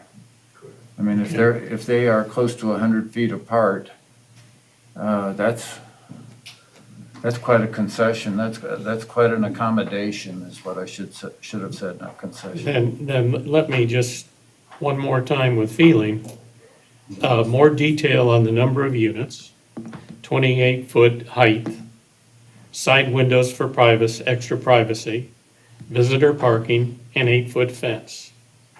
Okay, those are some of the details, correct? What are we looking for from him about more detail about number of units in your mind? Proposed 26, and we think that's where we'd like to stay. And he's telling us that that's dictated by the trees right now. Okay, so it is 26 units? Y'all just need to let him know whether you're happy with that number. Well, he's, Okay. Would you like me to make a motion? sure. Great.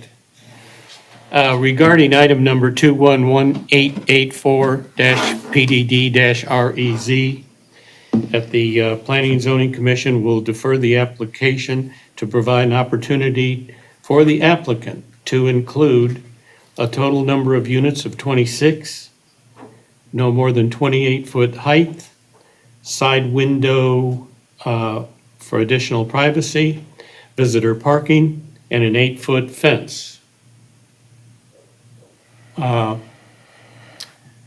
Counselor, am I in fairly decent shape on the motion?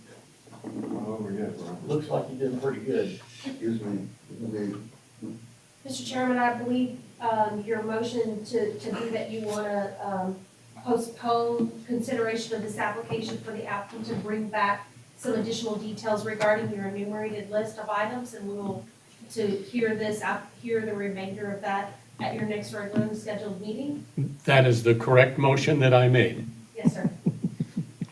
Anyone care to second that motion?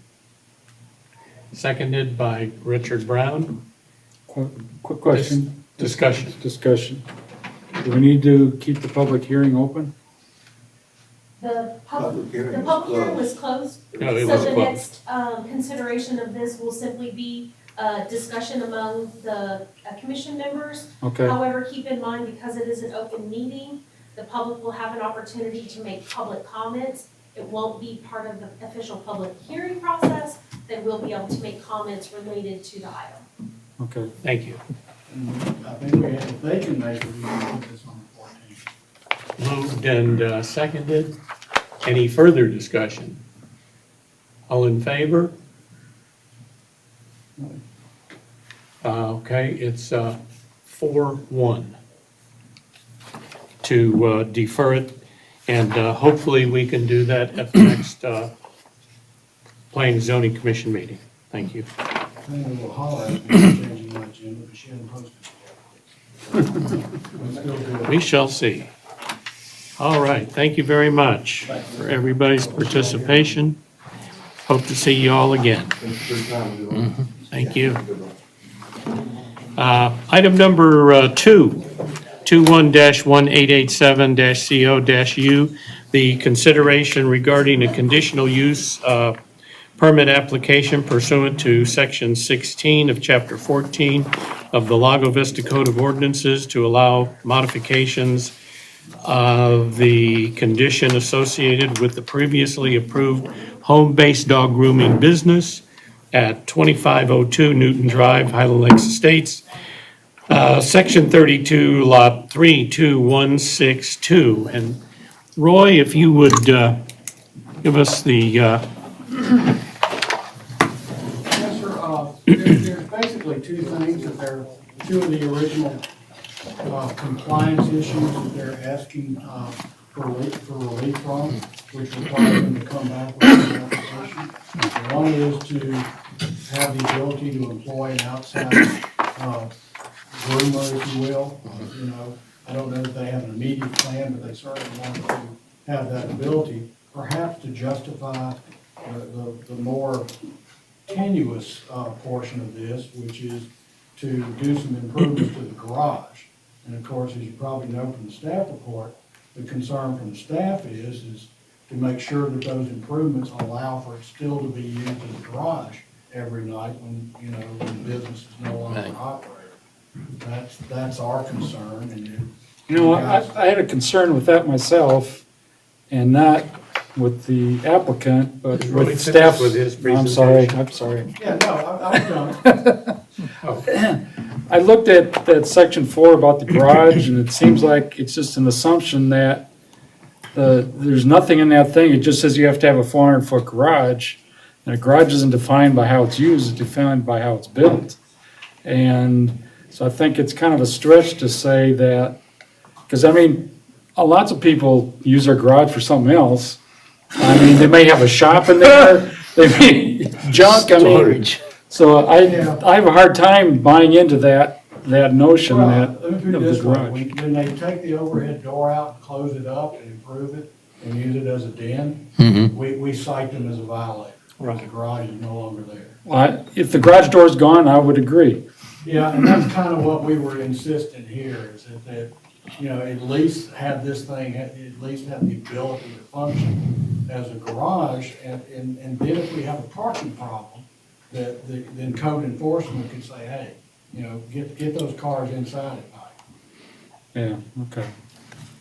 So that is part of the home-based business, is that it will not generate parking that's abnormal for the residential use. Well, it's supposed to still be drop and go, right? Right, but, you know, once again, if their cars are outside and the drop and goes outside, now all of a sudden you got a lot of parked cars in the right of way. That's our concern. And as long as that doesn't happen, we're fine. You know, all we were doing was kind of bringing it to your attention that that is a potential problem and that you need to think about it, you know, whether that's an adequate solution or not.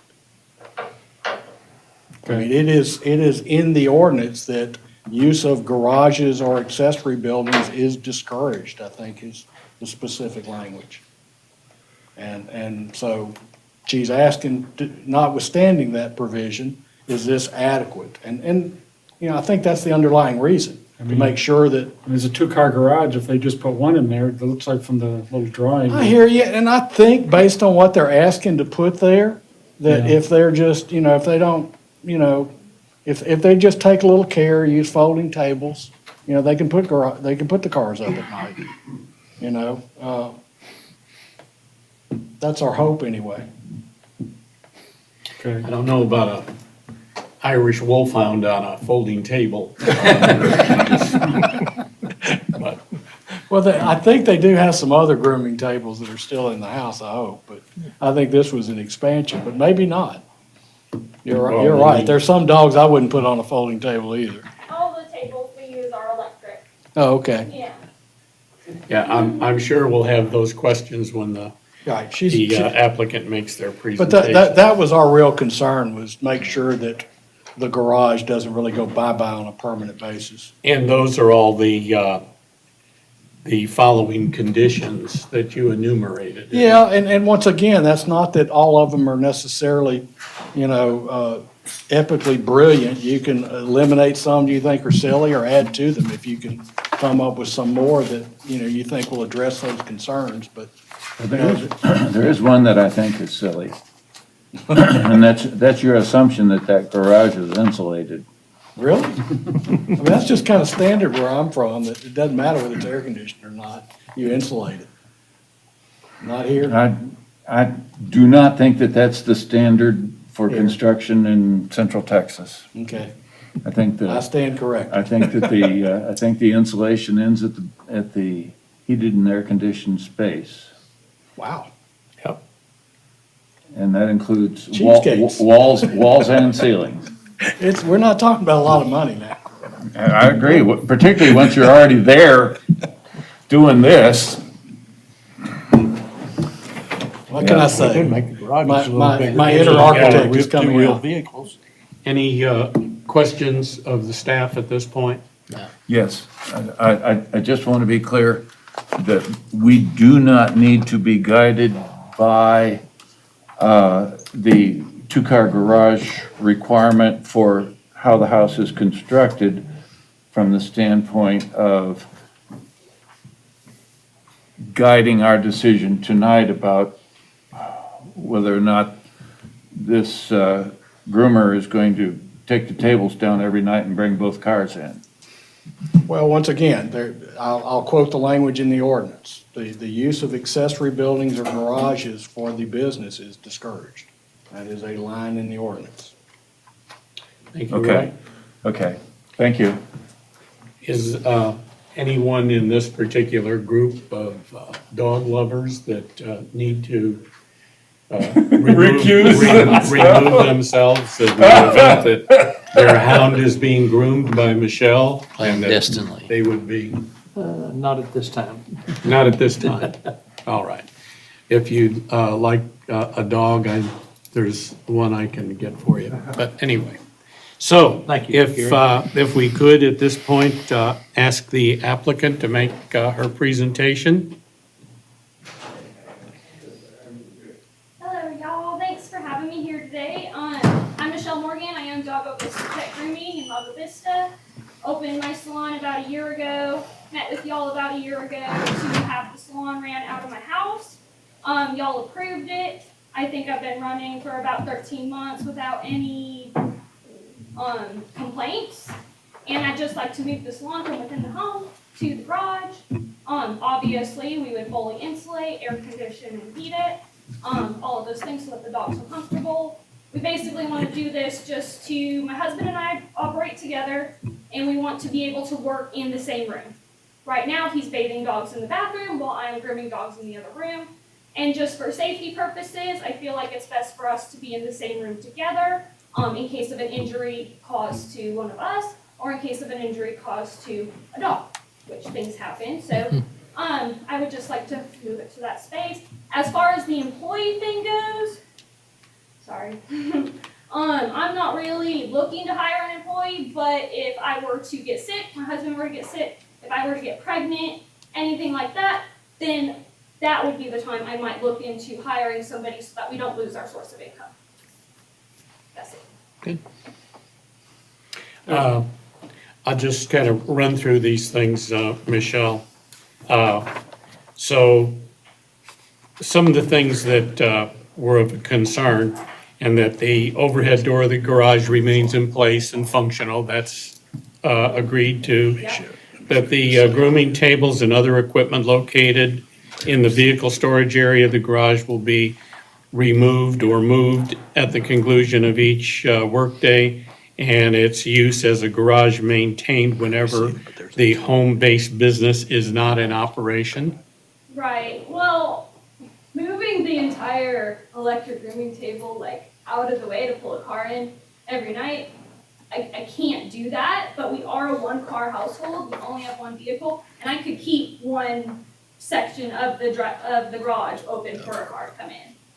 And we don't have any plans on adding an additional vehicle to our household. Okay. Provide additional paved off-street parking spaces to avoid the need for vehicles along or within the Newton Drive right-of-way. So just our driveway is what we've been using now, and it holds 4 cars, and we only use 1 car. If they're a one-car family, that may not be necessary. Yeah. That was in anticipation of them needing an extra space for their own other vehicle. So, That they would move their 2 cars out of the garage and then there wasn't gonna be enough room for customers, but. right, it's that not a was that 2-car assumption, problem. but Okay. if they don't have 2 cars, it's way less of a problem. So does that have to be some provision to this? Well, no, but that's why we put that condition in there for you to consider if there Okay. really was a car I'm shortage, against a that. parking space shortage. The idea is to just keep the cars out of the right of way somehow. That's the fear. Question for you. And the other item, in accordance with the authority of sections 16.70, the certificate of occupancy for the home-based business shall require renewal every 2 years and require an additional conditional use approval if relief from other enumerated use limitations are desired. That was I'm it. sorry. That was in the other one. That was in the previous one. I mean, I agree to being, like, checked in on every 2 years to be renewed, but I don't know if I fully understood what you just said. Well, but it's a whole new certificate, right? It's a certificate that we do anyway, but it's a $50, doesn't come here. The only time it comes here is if, like she's doing now, she wants to change something that's in the ordinance. She wants Okay. relief from something that's otherwise prohibited. Thank you. So Questions that you might have of the applicant? Yes, I think I probably know the answer, but what is probably the most number of cars bringing or taking animals to and from at the exact same time? So how I operate is I schedule 2 hours per dog. So at 8 a.m., my first client comes. So from 8 to 10 is that client. And then that client would come pick up, and then the next client would come at 10, and then pick up at 12. So very rarely do we have 2 people that show up at the same time, but Okay. I really try to stagger it in a way that nobody is showing up at the same time. That's Yeah. kind of what I was expecting. You're low traffic. Yeah, we're totally one-on-one. Like, it's kind of like a luxury experience for the dogs where it's just, your dog comes, 8 a.m., it's only your dog from 8 a.m. to 10 a.m., and then your dog goes home, the next one comes, or the next household comes, whether it has 2 or Right. 3 dogs. Are you aware in the comments on this, there was a neighbor directly behind you that was against it because he said that they hear barking all day long? Was this from, well, first, none of my grooming dogs are ever outside. I mean, they might be outside when I'm bringing them in through the front door. Right. But they All follow, of my neighbors have dogs, so there's, could be any dogs. it's dogs next door, it's dogs behind me. I have dogs on both sides, and I have dogs on both houses behind me. Okay. My personal dogs, I do, if I hear them barking, I do bring them inside because I don't want to be a disturbance to any neighbors. And yeah, dogs bark in our neighborhood all day long. It's true. One of the requirements of the ordinance is that there not be any complaints about the business. We have not gotten, Yeah, there's no formal complaints. there's no Yeah, code just- enforcement complaint from that Okay. individual. They just responded with that complaint.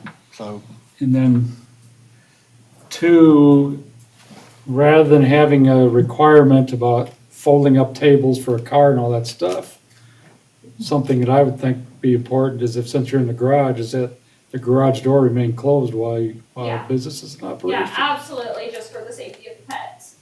Yeah, so right now, I don't have a man door on my garage, I just have my front door, to my house, and then I'd have to come around. So for now, that would be the process of bringing dogs in and out.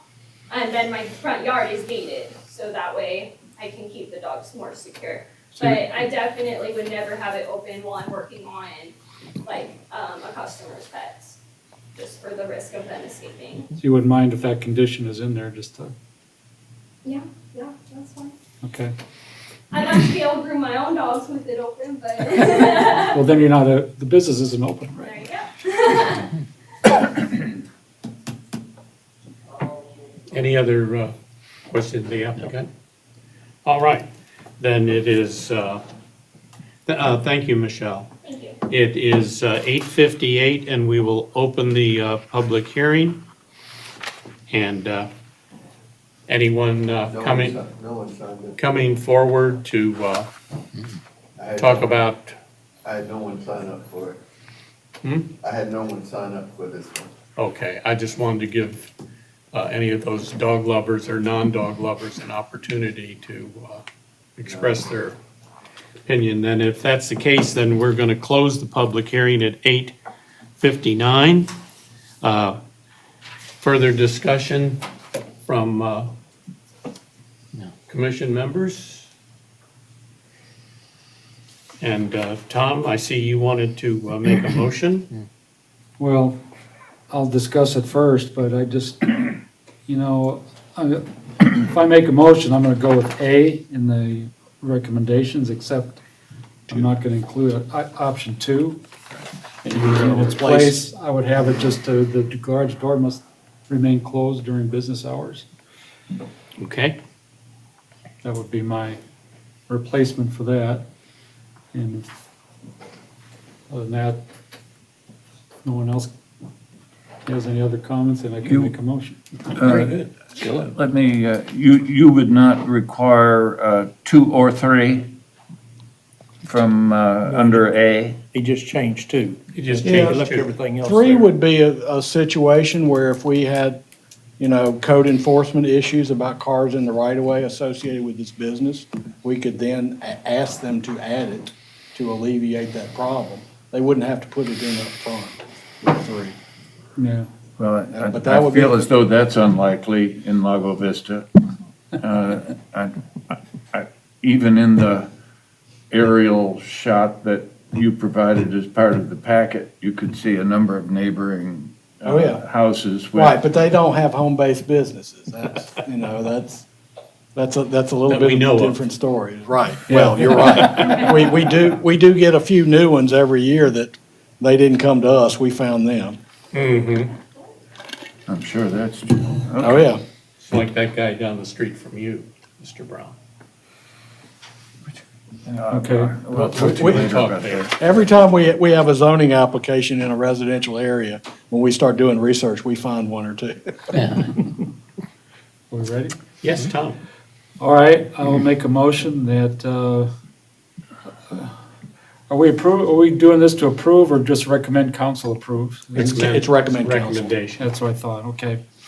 For case number 21-1887-CO-U at 2502 Newton Drive, I make a motion that Planning and Zoning recommends City Council approve the amendment to the conditional use permit based on the potential alternative recommendations A, 1, 3, and 4.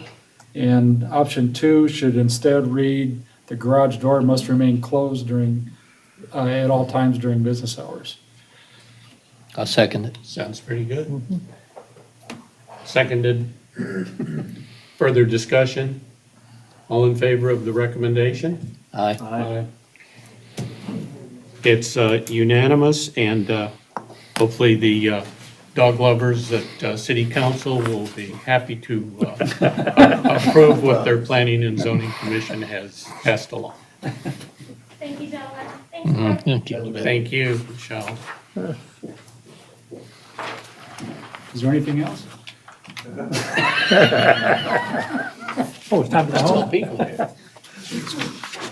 I think it was a Burt Bacharach. We've only just begun. You're right, it was. Burt Bacharach. Okay. All right. This item number 3 is The two. only applicant that signed up for item number. Oh, thank you very much.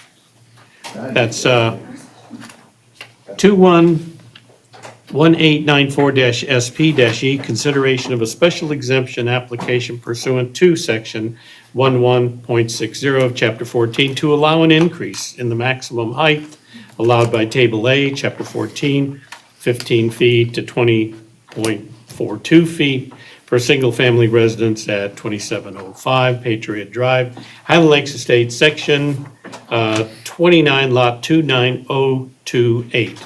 And Roy, if you would give us the staff presentation? This one's fairly easier, because y'all remembered it a couple of cases ago. Just a reminder that all the members of the Planning and Zoning Commission have visited the site at 2705 Patriot Drive so that you can be allowed to vote on this item. This is an application that you saw several months ago that was 2-story. It is now 1-story. They listened to you and took your advice, and it is significantly lower now. And my recollection was there was not a view issue before, it was context that was the problem. And now the context looks way more appropriate as you guys were concerned about it before. It still has a tall pitched roof, but they accommodated that by alleviating or eliminating the story. I would, I mean, if there was a house of 15 feet across the street or around,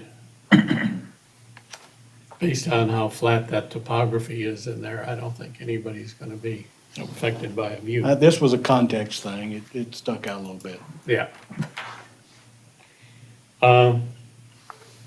Members of the commission, any questions, comments to the staff? The applicant's here. We all saw him turn red when y'all started talking about him before.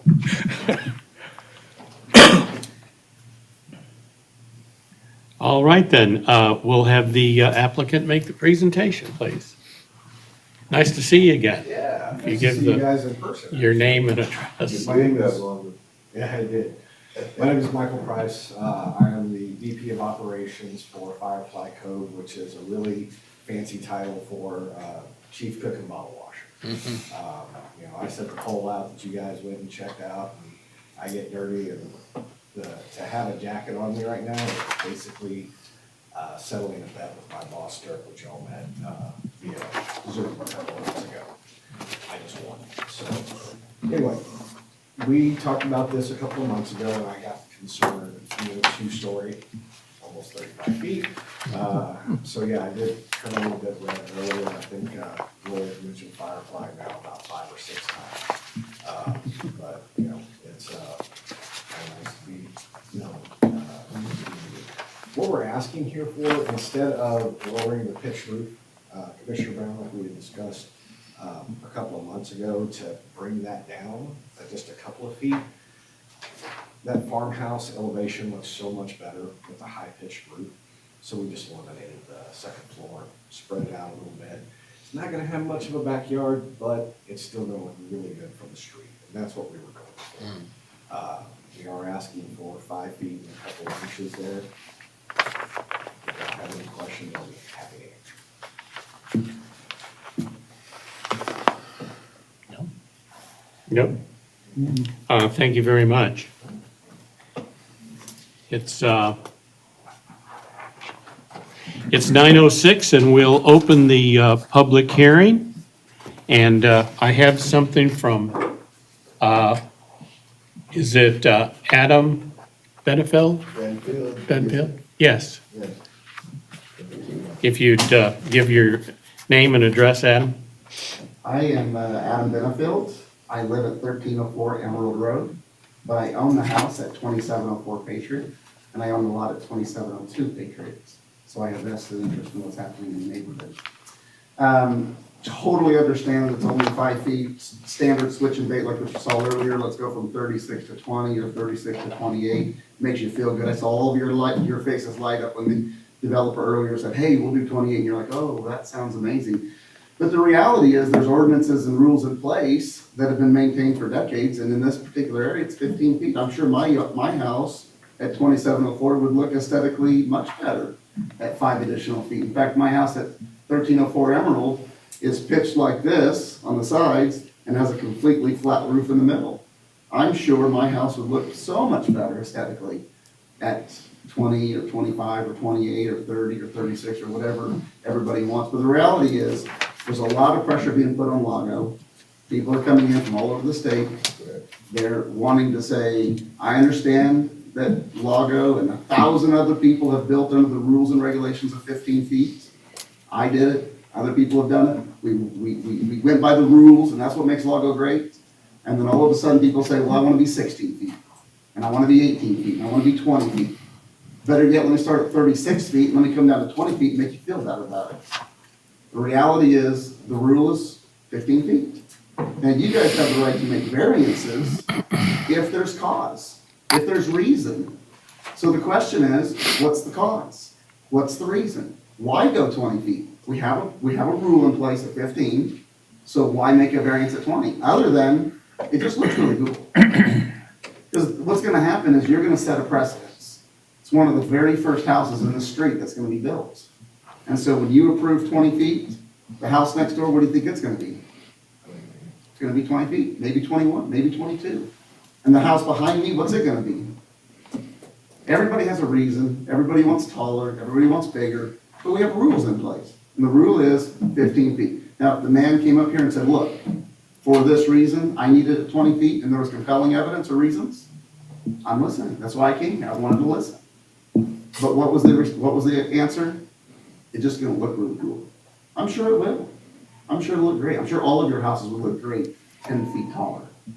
But the reality is the rule is 15 feet, and unless there's compelling reasons, I just don't see how you can improve it. Thank you. Thank you. Can I ask him a question? I have a question. I'm sorry. Yes, One of the commission members.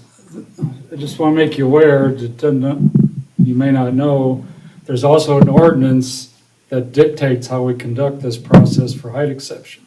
And it allows for us to make a height exception as long as there's not interfere with anybody's view, which is also defined as anything above, past the next lot, next door, from lake view, the hill country, the golf course, or Well, it whatever. does obstruct my view. It obstructs my ability to see the sunrise, sunset. Look, Well- I understand you have that authority, but the rule is 15 feet, and there needs to be compelling reasons or evidence that needs to change. And where's that compelling evidence or reason today? Other than it looks cool. It blocks my view. But that's not necessarily the case. I know you're thinking that's the case, but that's not necessarily. I came here to give you my public opinion, okay? I'm telling you how I feel. I built a 15-foot house. I bought a 15-foot house. Okay. But what's gonna happen is when I build 2702, mark my words. Everything that you say, I'm gonna use against you, because I'm gonna come in here, I'm gonna ask for a variance, and I'm gonna build it bigger. I'm gonna build it taller. I'm gonna make it happen. Yes, sir.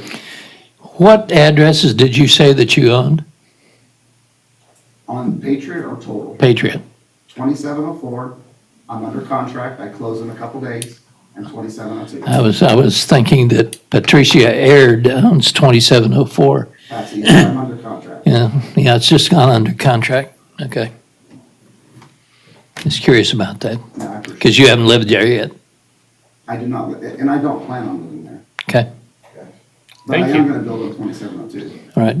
But your owning 2704 has nothing to do with your view. It will, because it's my ability to sell, it's my ability to join the property. I may live there. Okay, thank you. You're welcome. And I always like to try to take the opportunity to, because, many times I've found that citizens of Lago Vista don't realize that more than 10 years ago, what this commission did, based on what is desired by developers and builders to be able to build a house that is a two-story house or is higher than what's allowed. And there are some that are at 15, there are some areas that are at 18. And so, anyway, the bottom line is that more than 10 years ago, an awful lot of work went into how do you go about being able to make sure that you do not block a view and to make sure that that ridge pole can be seen and evaluated and that it's going to really fit within that particular area. And we have turned some down, as we did before, and we have approved some. But this isn't something that's just happened overnight. I mean, this has been with us and here in Lago Vista for more than 10 years now. The ability for someone to come forward and like the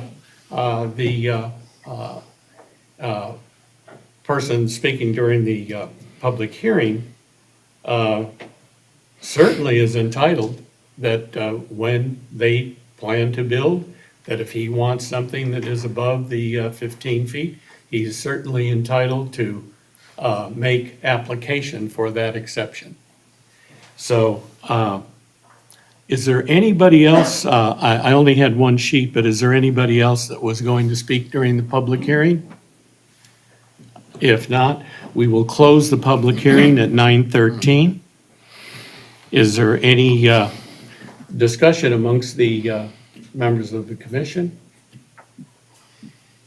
Yes, Mr. Brown. Well, this is just a one-story house. It just has a slightly different roof from other one-story houses like the one at 2704. And I do not share the soon-to-be owners of that property, his opinion that it'll block his view of his sunsets and sunrises. That'll be an amazing thing. But the other thing is, on Truman Cove, those houses over there are 35 or 40 feet tall. Just right behind 2704 are some of the tallest houses in Lago Vista. And I just, this is to me, it's a very simple request. The builder has come back to us with a one-story plan and a slightly different roof design than some of the other homes in Lago Vista, and I thank him for coming to us with a different roof, because I'm tired of seeing them all the same. Thank you. Anyone else? All right then. Let me see where we're at. Regarding, it's on the other side here, sorry about that. Item number 3 of the 21-18494. It's 1894. I'm sorry, I got out of order, excuse me. It's this one here. Yeah. 211894 SP-E, consideration of a special exception allowing a maximum height of 15 feet to 20.42 feet at 2705 Patriot Drive be granted, that exception be granted to the applicant. Seconded by Larry Hagler. Any further discussion? All in favor? Aye. All right. Unanimous. All right. By popular demand, the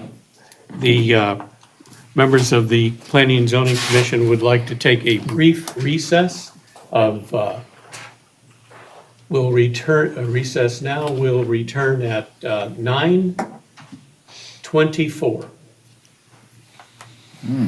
That's the short one.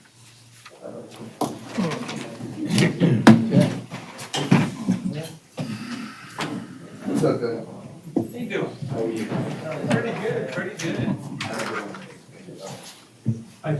Who's up next? Shoreline? Got some coffee, I'm gonna heat it up. First one to retire.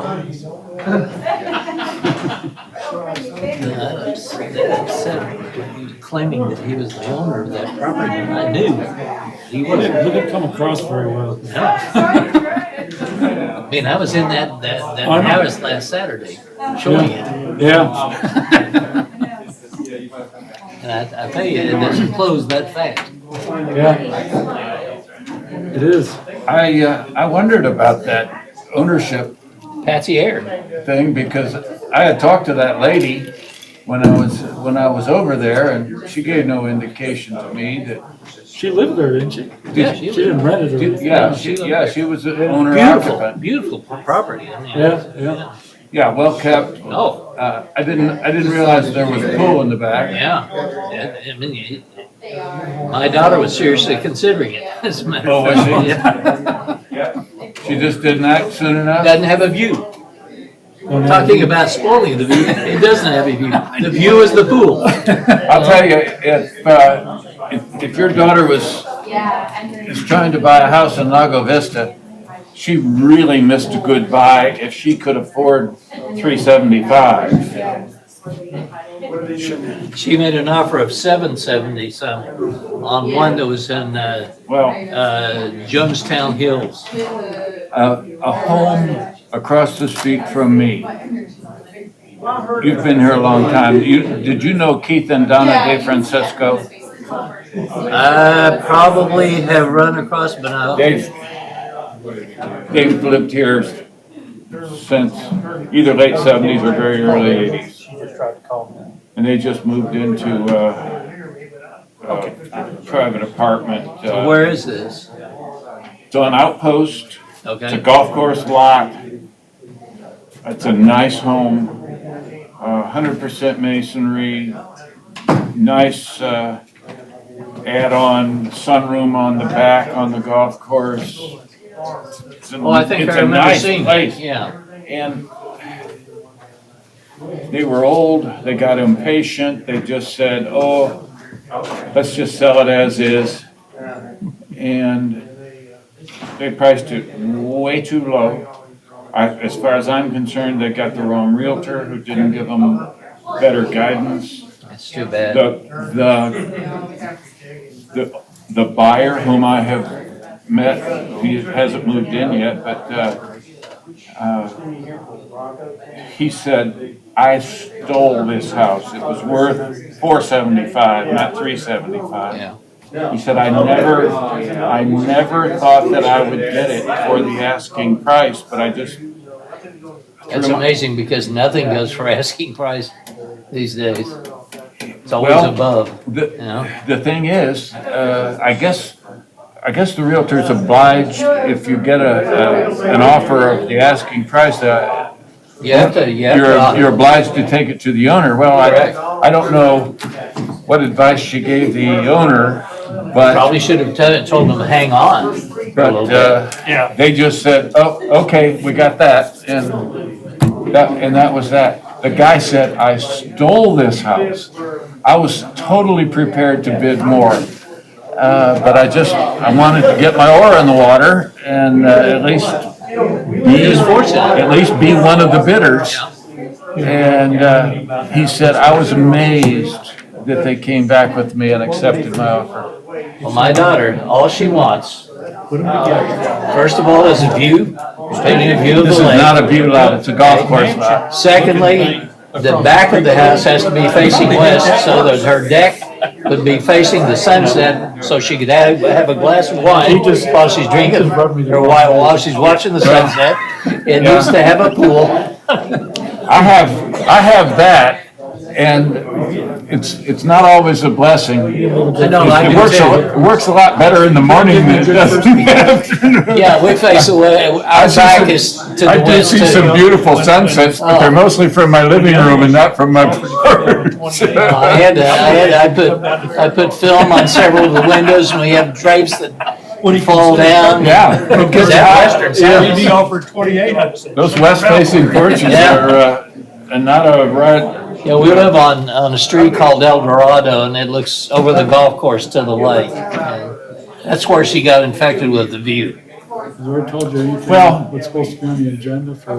Views are nice. Now, he's got a really great view, and he faces north, but he can see a glimpse of the sunset, can't you, Larry? No, and from a front yard, not from the back, because the yell of the house. Have a sunrise. I've only been to Larry's to drop something off He's at got a night. monster Here's view. our view. You know, I've got a good lake view and a hill country view. yeah. Don? Because my house faces Is that the house Mount Fuji there? magnetic north. It looks like- I mean, you swear up and down, they laid a compass out there. I was gonna say, Where do you live? it doesn't exactly look like it. Across from the. Are you familiar with the high road? Whereabouts in Santiago? High road, yes. Okay. I drive. I thought you asked me if I'd like to take the high road. His house is above High Drive, looking out over High Drive. The house behind me is a two-story. The roof of the house is below the floor of my house. You ever eat salmon? And I'm almost They're not a positive fish, people right? that sold it. Okay. We got a wide This, open view there. Yeah. This I'll is tell you the what, in, he's got a really nice home, the, but he's all got the, such a salmon good view. for TV. I'm confident that All the when he Atlantic farm raised sells, salmon. somebody will buy And, that, tear his that's house just one of down the and fish, build and a then huge house this is their on plan. his 2 lots. Because I got the lot, well, the lot next door. Well, I've been to. Is it consolidated? Sea bass there on the coast. When I tried to consolidate it, What is And it then called? that's after you get to There you the go. city at the time, I rented That's it after You gotta get. Yeah, my wife was doing some commercials A major telephone. in Santiago, and I went down You know, then the telephone. to visit her. Later, And it's really beautiful down there, especially the sea coast. Put a structure over it. 24. You know, that's not what the city told me. Yeah. All right, it's 9:24 and we're right on time. We will reconvene the Planning and Zoning Commission. And the next item on our agenda is 21-1921 PDD MOD, consideration of a recommendation regarding a zoning change request to amend approximately 546.4 acres consisting of portions of the existing Shoreline Ranch Plan Development District, PDD, that approves a new concept and detailed plan that modifies the use and development standards for the property Marshall's Vista, including lots 13, 28A, 42, 52, and 130-FS. So, Roy, how about a presentation? Yes, sir. Before you start, can you be more succinct than the staff notes? I hope so. That's not, but maybe double my longest staff report, not just here, but anywhere. Okay, And- sorry. And, well, no, You but have to decipher every paragraph. well, and that's kind of relevant really to the issue, is not so much that this is, a horrible idea or anything. There's just a lot of unanswered questions that need to be answered. And typically that's answered by, that's why we do PDD, so we can see that level of what's going next to what and what are the issues. You know, for example, you've got some outlots here, you know. How are you gonna accommodate whatever their rights are, which are kind of peculiar in and of themselves, but nonetheless, you've got to accommodate them. What you have here is a presentation that we were given that adds an awful lot more detail than what we were given originally. You can see that maybe some of those things are starting to be addressed, but you know, that was not available to the staff when we wrote that staff report. So we had to say, list all those questions that are, at the time, were not addressed. You know, but even here, this seems to be the existing subdivision plat. And that is one of the peculiarities, is the subdivision plat doesn't even match the existing PDD approval. It's based on the first PDD approval. Then there's a second one where the lots don't even line up anymore. In other words, the golf course lots aren't the golf course lots in the existing PDD approval. So you really kind of got a little bit of a mess, and, you know, these guys are obligated to kind of straighten that up, and the fact that they've got some outlots, you know, made that a little complicated. But there's some adjacencies that need to be addressed. I suspect they can be adequately, you know, resolved, but they need to be.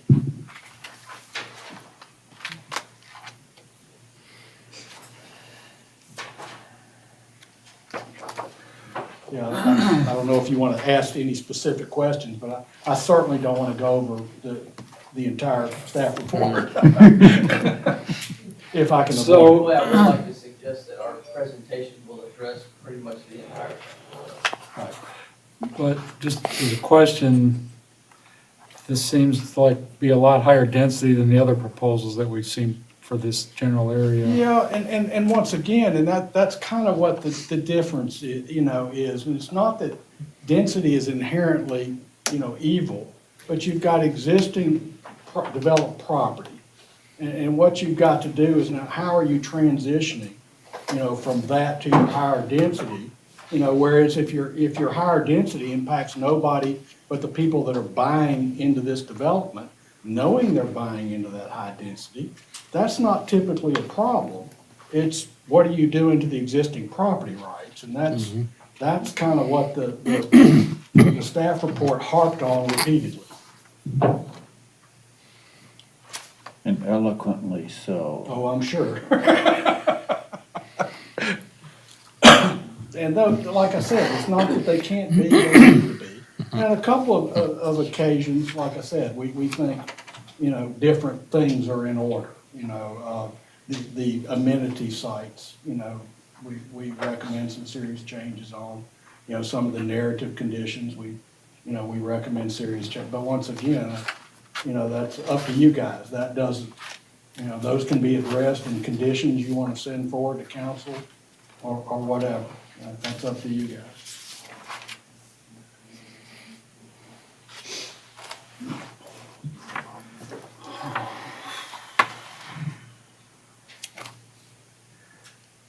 So, Commission members, questions, comments to the staff? Not yet. Not yet. We all understood that entire staff report? Is that what you're, I there'll be read a it. test tomorrow. I got my copy Monday and I read it 6 times and I was still questioning it. It's a lot. It was. I would like you to help me understand these lots that are in the project and out of the project and named but not actually part of it, and you referenced it clearly, but I couldn't understand it. Yeah, I guess here is the. I will say that part of my problem was having to go back and forth Right. between drawings and your narrative. Right, and that is part of the issue. What you're looking at on these aerial maps are the lot lines of the existing Marshall's Vista subdivision. If you can try and, burn that into your vision, if you will, I'm then going to show you the existing PDD approval. And if you'll take my word for it, rest assured that those don't match the lot lines in the existing subdivision. Those golf course, that green area, that's not where those golf course lots are. And that results in some very funny zoning rights. Like, you'll see this one outlot, that one is duplicated and matches the subdivision lines. Let me show you, for example, another one of those outlots on their PDD document. See these outlots here? Okay. Show us again, please. Can you zoom in? Yeah. One in the middle? Okay. See the gray? Yes.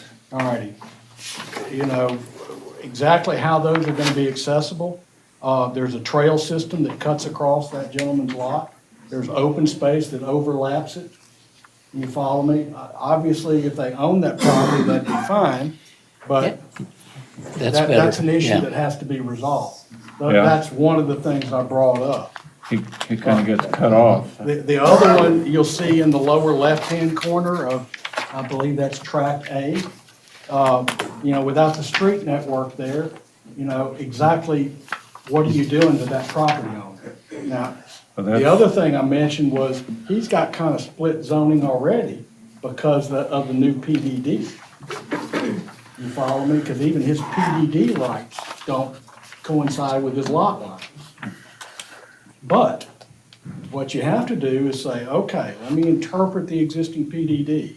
Here's what his land use rights are in terms of, density, how big a house, what has he got to do, and what are you going to put up next to it? You follow me? Just like, almost every zoning application we get, compatibility is the fundamental issue that we're here to evaluate. And without knowing exactly what this development is going to look like adjacent to the existing property, it's just too big of an unknown based on what we're seeing in front of us today. Now, like I said, I suspect that the overall density is probably achievable in a very acceptable manner, but you got to do the work.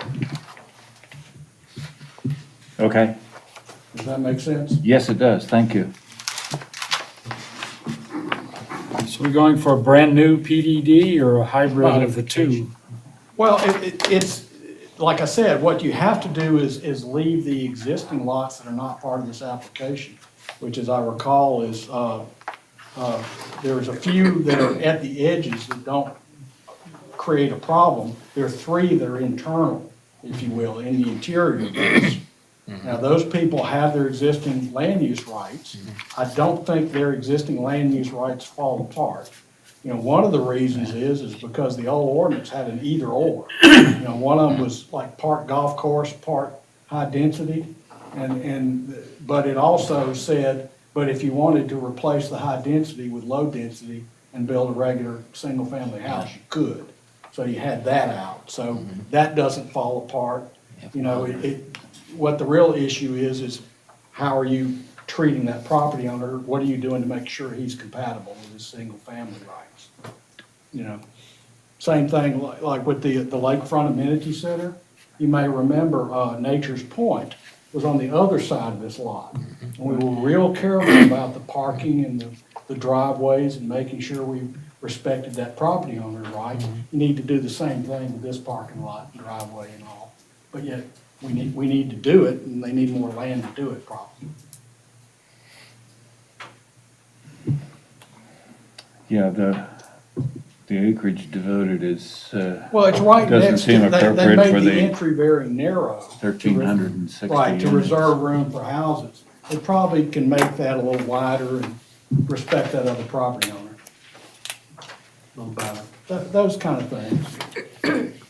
We would think those things need to be resolved before this meets detailed plan approval level.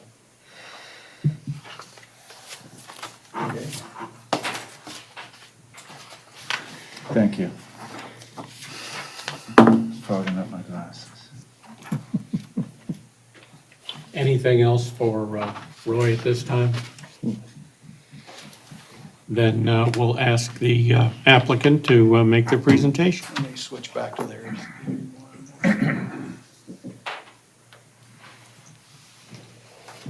Ready. Booklet has good photo. So Chairman, Commission, thank you all for having us tonight.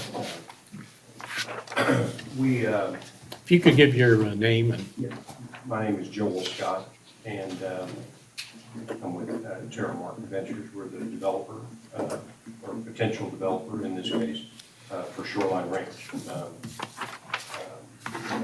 This is something we've been considering and looking at, pursuing for a long time, and it's challenging acquisition, a challenging development, and we're feel like we're getting closer all the time. So, like to kind of give some background and some context to this project, so we all understand it. It's a lot more than a few lots that are, adjacent to the property. We got a lot bigger issues to solve at this point. If I could grab a. Or you can just nod to me, I'll advance it when you want me to. Well, I thought this was for, this isn't the laser. No, it's not a laser. That doesn't have the, oh, okay. Yeah. Sorry. Well, anyway, this is an overall aerial, kind of a zoomed out aerial that you're seeing right now, and with the boundary of the project highlighted, it also happens to be sort of the outside boundary of the city limits of Lago Vista. All of this land that you see is in the current city limits of Lago Vista. To the north of it is the town of Jonestown and the Hollows project that's in city or township of Jonestown, and the rest of it is unincorporated Travis County, but also in the Lago Vista ETJ along what they call shoreline, actually called Lakeshore Drive. So, as Roy mentioned, this is approximately 540 acres or so total land area, and we are proposing a master plan residential community here. And we can get into some more of the details. Originally, this land was assembled or acquired and partially developed. It was a failed development and has been for 20 years. This was 20 years ago in 2001 when it started. Completed or actually foreclosed on at that time in 2004. There was another failed attempt in 2007. That's where this other updated PD came into play, and has been dormant and a lot of blight out there ever since. So we're kind of looking at this as an opportunity to kind of rejuvenate a development that had failed, and also to energize this side of Lago Vista. So the boundary of the property is highlighted here. I guess we'll kind of go to the next. So we'll talk about the vision. That's another boundary map that shows some of the existing infrastructure that was put in. There were several of what are now thoroughfares that were put in originally. There's a water plant that was built back in the back in that light blue color up there, and the rest of it, just, again, there were never any homes built, a couple of lots that were sold, and that was about it. Nothing happened. For some reason, it's not advancing. No, you ready? Yeah. Okay. So this, we had to consider, and let me back up just a minute. I'd like to introduce the people that are here with us today on our team. We have Mark Brown, is our development manager for this project, or would be our development manager. Our engineering team of Bowman Engineering. We have Nicholas Kale and Mia Hernandez. And then from RBI, the land planning group based here in Austin, RBI, we have Shane Lekla. Say that right? Yeah, right, okay. Anyway, Shane and his team have been working on a lot of this and some of these exhibits and so forth. And this exhibit gives you a little more detail. We're not asking for a detailed plan approval, not just only a concept, essentially a master plan approval. And this exhibit gives you a bubble plan, what we call a bubble plan. You can see all these different tracks. We show the all of the existing thoroughfares, and we're highlighting potentially another one that would be extended there, but everything in gray and white is existing. And likely a lot of y'all have driven back in here before and are familiar with it. But you know, all the uses here are residential. We have a site that's it's a very high elevation site that's in yellow, called Track O. That's a future, we don't necessarily know what we would do there, but the plan is a future higher density site because that's all you could do with it. The rest of it is standard single family lots.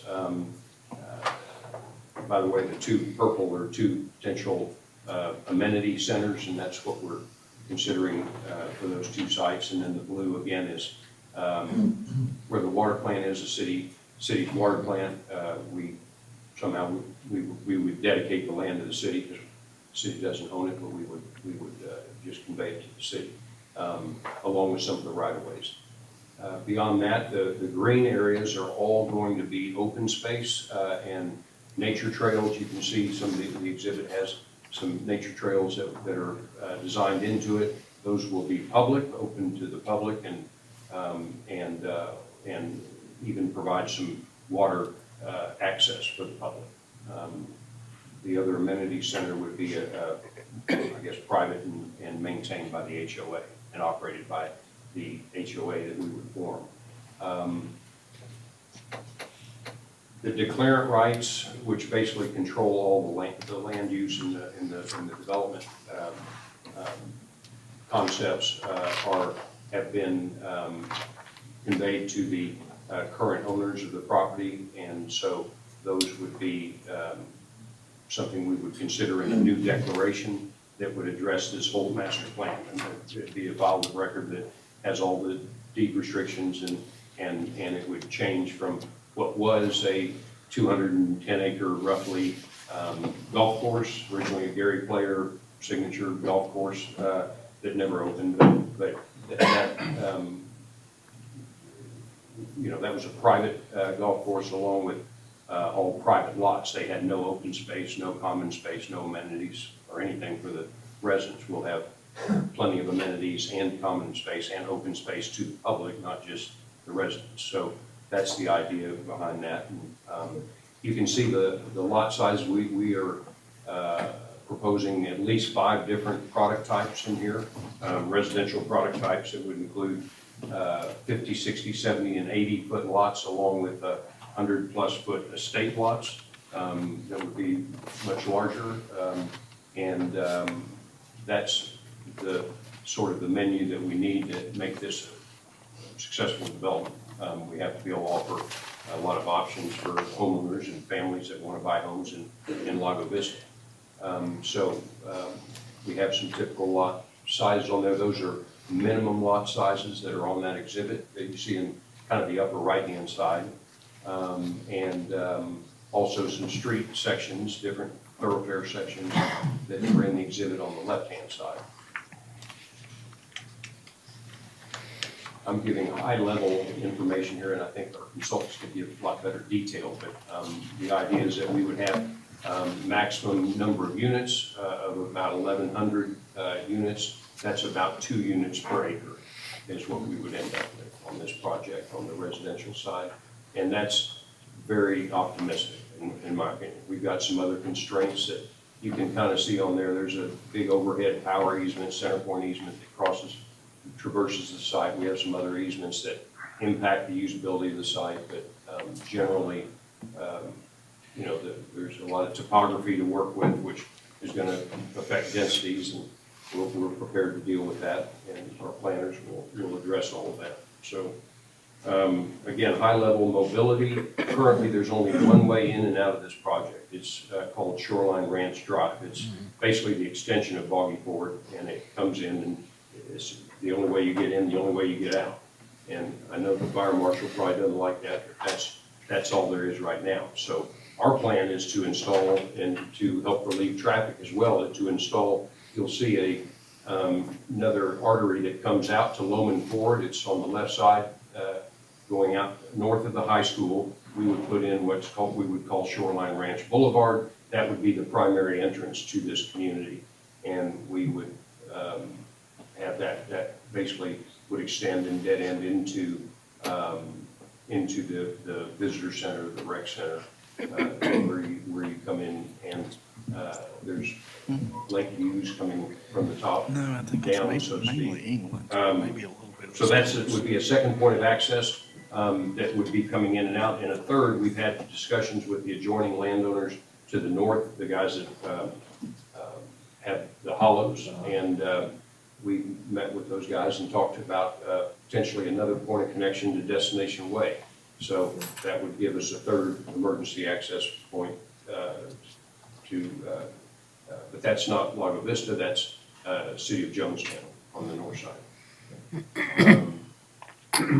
So adjacency to this, there's on the east side, there's basically Lakeshore Drive that comes up our east side. Across the way, there's some large lakefront lots on Lake Travis. We have a cove that comes into the center of the track, and then in little community separate HOA called Marshall's Point that's on that east side. All along the north side is the Hollows, Jonestown, and then on the west side there's a Rancho Cielos or something. Rancho Cielo. There's a community there, Rancho Cielos, and then another family-owned property that we've got good relationships with along our western border, and then the high school site.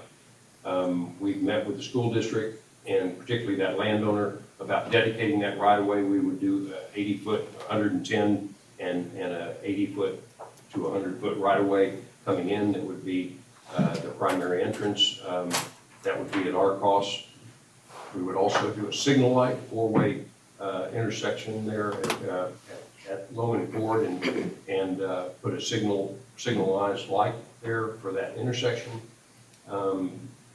which the school district is very much in favor of to help control traffic for their side as well. So that's it, kind of on the mobility. Again, we talked about the land plan. We kind of take into account all the existing thoroughfares within the area, and then the phasing, the different lot options for home builders, and then all the parkland, open space, nature trails, all that sort of stuff we want to provide. It's a very popular amenity for home buyers these days. We want to provide that as well. So we can let the experts address a lot of the other more technical items with the tree preservation, retaining walls, et cetera. But this is only a concept plan we're submitting for approval here by the commission, and our detailed plans, it's just too early, but our detailed plans will probably be submitted in the form of a preliminary plat submittals as we go along, and with the master plan being continually updated along the way, something similar to what Tessera has, y'all probably seen from Tessera. They have a master plan with, they update their plans by their individual sections as they go along, with a maximum lot count in mind at the end.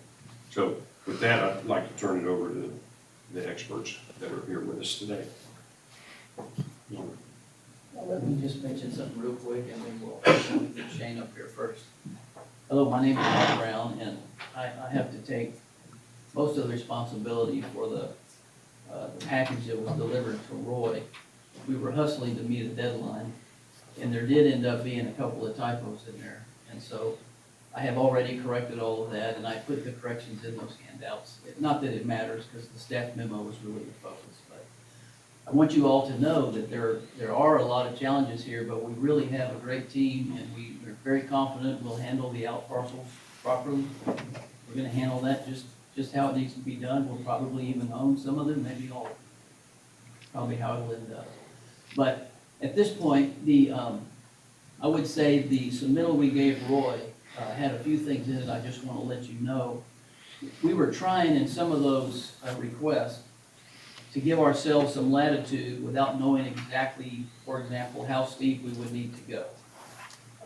When we got Nick at Bowman and Mia involved, we had time to discuss it further, but it was after the submittal deadline. So Nick and I have discussed comments Roy made, and Joel has as well, and all of the recommendations Roy made with regard to the variance points are fine and make perfect sense to us. And then some of the ones, Roy, that you said were unreasonable in your mind, again, you made suggestions to us on those, and incorporate all of those. I'll just give you one example. The TIA, we have that in the engineering contract, it's not done yet, so we didn't turn one in. When we looked at the big picture, we thought, well, the TIA is probably gonna have a foregone conclusion, because we're gonna build a new entrance road. But in order to confirm that, along with any mitigation, we're gonna do the TIA, so you'll get that during the engineering stage, right? And I'll let Nicholas address it in a moment. So I just wanted you to know the submittal got submitted quickly. I think in general it was thorough and covered everything that we think we're gonna need. But Roy's suggestions, we all feel are good suggestions. So we're gonna listen to that. Now, Shane is the representative from RBI, and he put these concepts together. And Shane, if you would, maybe just talk about the trails a little bit, or whatever else you think the highlights. Sure. Hello, everybody. Shane Lecqua from RBI. We are the planners for this project. I just wanted to step back before we get into some of that detail and get back to the big picture. We're asking for a total of 1,360 units, and even if you look at track O, which is technically we're asking for density, really we're only asking for 250 units on that entire site. So density is more like 10 or 12 units on 40 acres of 400. We're asking for like 200. Just to sort of clarify that, and then again, the overall density of the project goes down to like 2.5, and we've got these what we think are very appropriate range of products, and as was mentioned before, those are the minimum lot size. So with the engineering team and with my planning history, a lot of what we do is work on this topo. I can tell you that a lot of those lots are going to have to be a lot bigger, a lot deeper than that to handle some of the grade. You guys have been out on the site, there's 80-foot elevation across track A from west to east. So there's a substantial amount of topo here. So as was mentioned, we're asking for a lot count overall to make sure that the financials and everything can go forward on the project and we can proceed knowing that this is all going to work out. Whether we end up with that many, that's everybody on the team is already saying, well, we don't know if we're really going to get to that many. Part of that is because of the planning work that is involved. So we were a little bit resistant to offering a layout for this because this is a really detailed study. This isn't let's just offset and throw some lots in and it's flat pasture land and we can do this. We're going to take the time. We're going to have to do a tree survey, as was mentioned. Do you have the phasing plan? And we're going to start planting these lots around the topo, around the views to create sort of the highest level of community. That's some of the hardest. Into this. So that's stepping back to the big picture a little bit. Roy, if you could pop to the next one. The trails, yeah. As was already mentioned, we've got over 100 acres of open space and preserve that we're keeping. We see trails, trailheads, shade structures, some of those activities, benches, wayfinding, all that stuff happening in some of this open space. And as you can see, that's going to be open to the public. The trail is going to go along the entry down to Loman Road, bring you all the way in the community. And one of the biggest things in these types of communities is the trail activity. So you can see from this, we have over 5 miles of loops of trails that all these people that live here and even people that can come here will be able to use. So if you just pop through the next one. Yeah, keep going.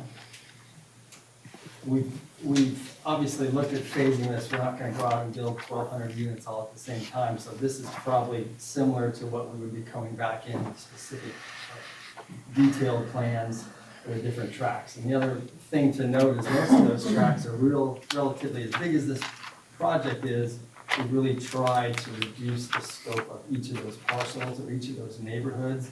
It's more like a 30 or 40 acre neighborhood that we consider that's the neighborhood within the overall master plan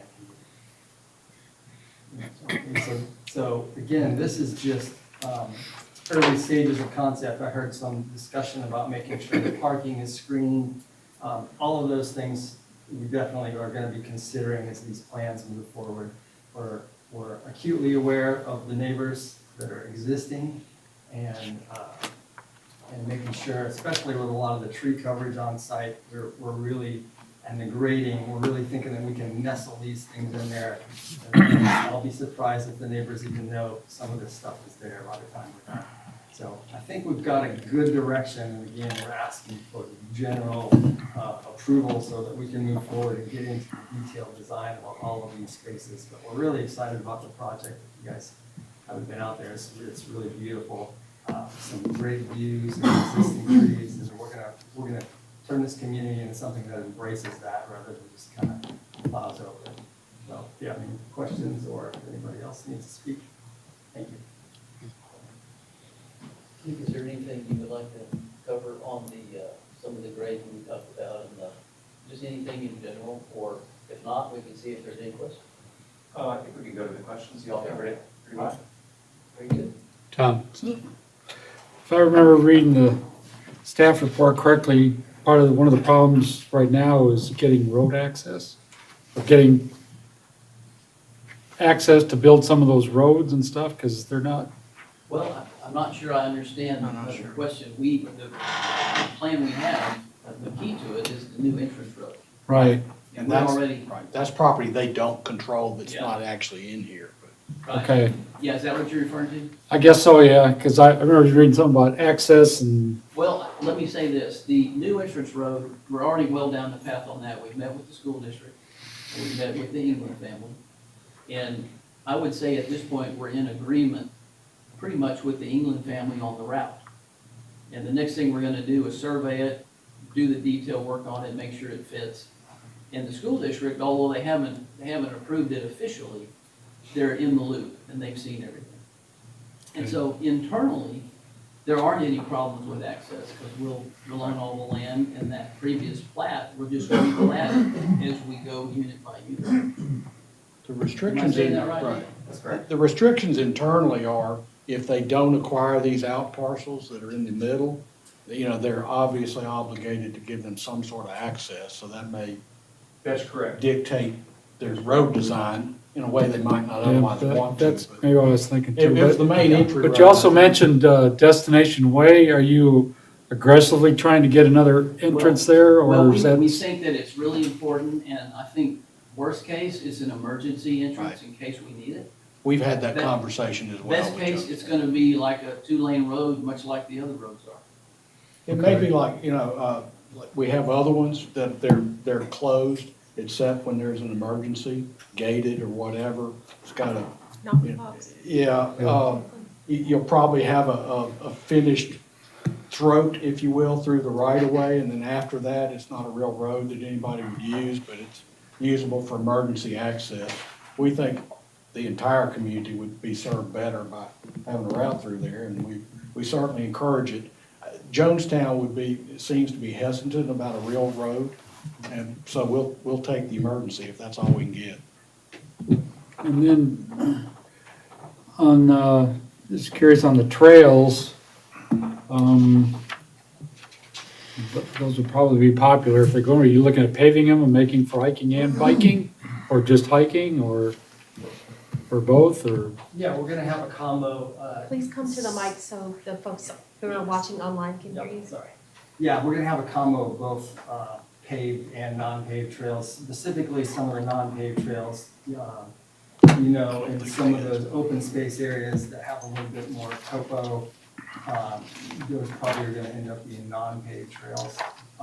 Exactly where those go right now, I don't know, but along the streets, especially along the major streets, definitely those are gonna be paved trails. And then the others are the mulch, Trailheads. mulch trails. I don't think it's been working all night. Are you gonna sing? Alice is gonna be so mad. Oh, you're gonna turn it on now? Uh-oh. All right. I know that there are people watching. Yeah, now you can hear it. Not now. Okay. they're not. Well, I knew it wasn't We thought working. you just wanted to belt out a tune. I just thought we had a lot of very soft-spoken people today.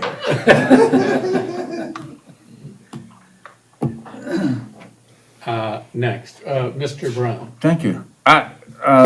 Obviously, you have a lot of resources available to you, engineering and planning and project management and so forth. I'm really disappointed that you let the deadline to make this submittal guide you to providing such incomplete information on your first pass. It just put an extra burden on the development office and the commission because of that. It really wasn't something for us to really work with. And so considering the resources you have available, I think you would have been better served to wait one more review cycle and give us a more complete presentation, both the materials you gave us tonight apparently are the materials you should have given us 3 or 4 weeks ago, and I'm sorry you just didn't wait. Thank you.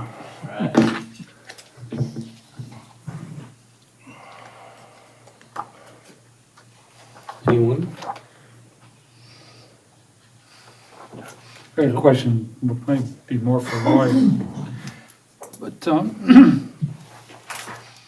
only have the recommendations that you put in the technical summary. A is concept plan only. Is that any commitment at all of any kind, or is it just Well, it say, is. we want to hear more? Are we just saying, yeah, we want to hear more? The reason, you may remember when we wrote this so-called two-step ordinance, it was the idea that, often we had the excuse, I didn't want to invest the money. You remember we were talking about Mr. Attree claiming it was 50 grand for him to do a real PDD. And that was the reason for he didn't want to do one and give us sufficient detail. We wrote this ordinance in case people needed a certain amount of entitlement, if you will, to have the confidence to step forward, that we agree with you in principle of what you're doing, but the approval, we're withholding the approval till you give us the details to prove that you're meeting your obligations about compatibility. All the adjacent properties and the development standards are what they ought to be, and so on and so forth. Now, the ability, he mentioned deferring that as part of the subdivision application process.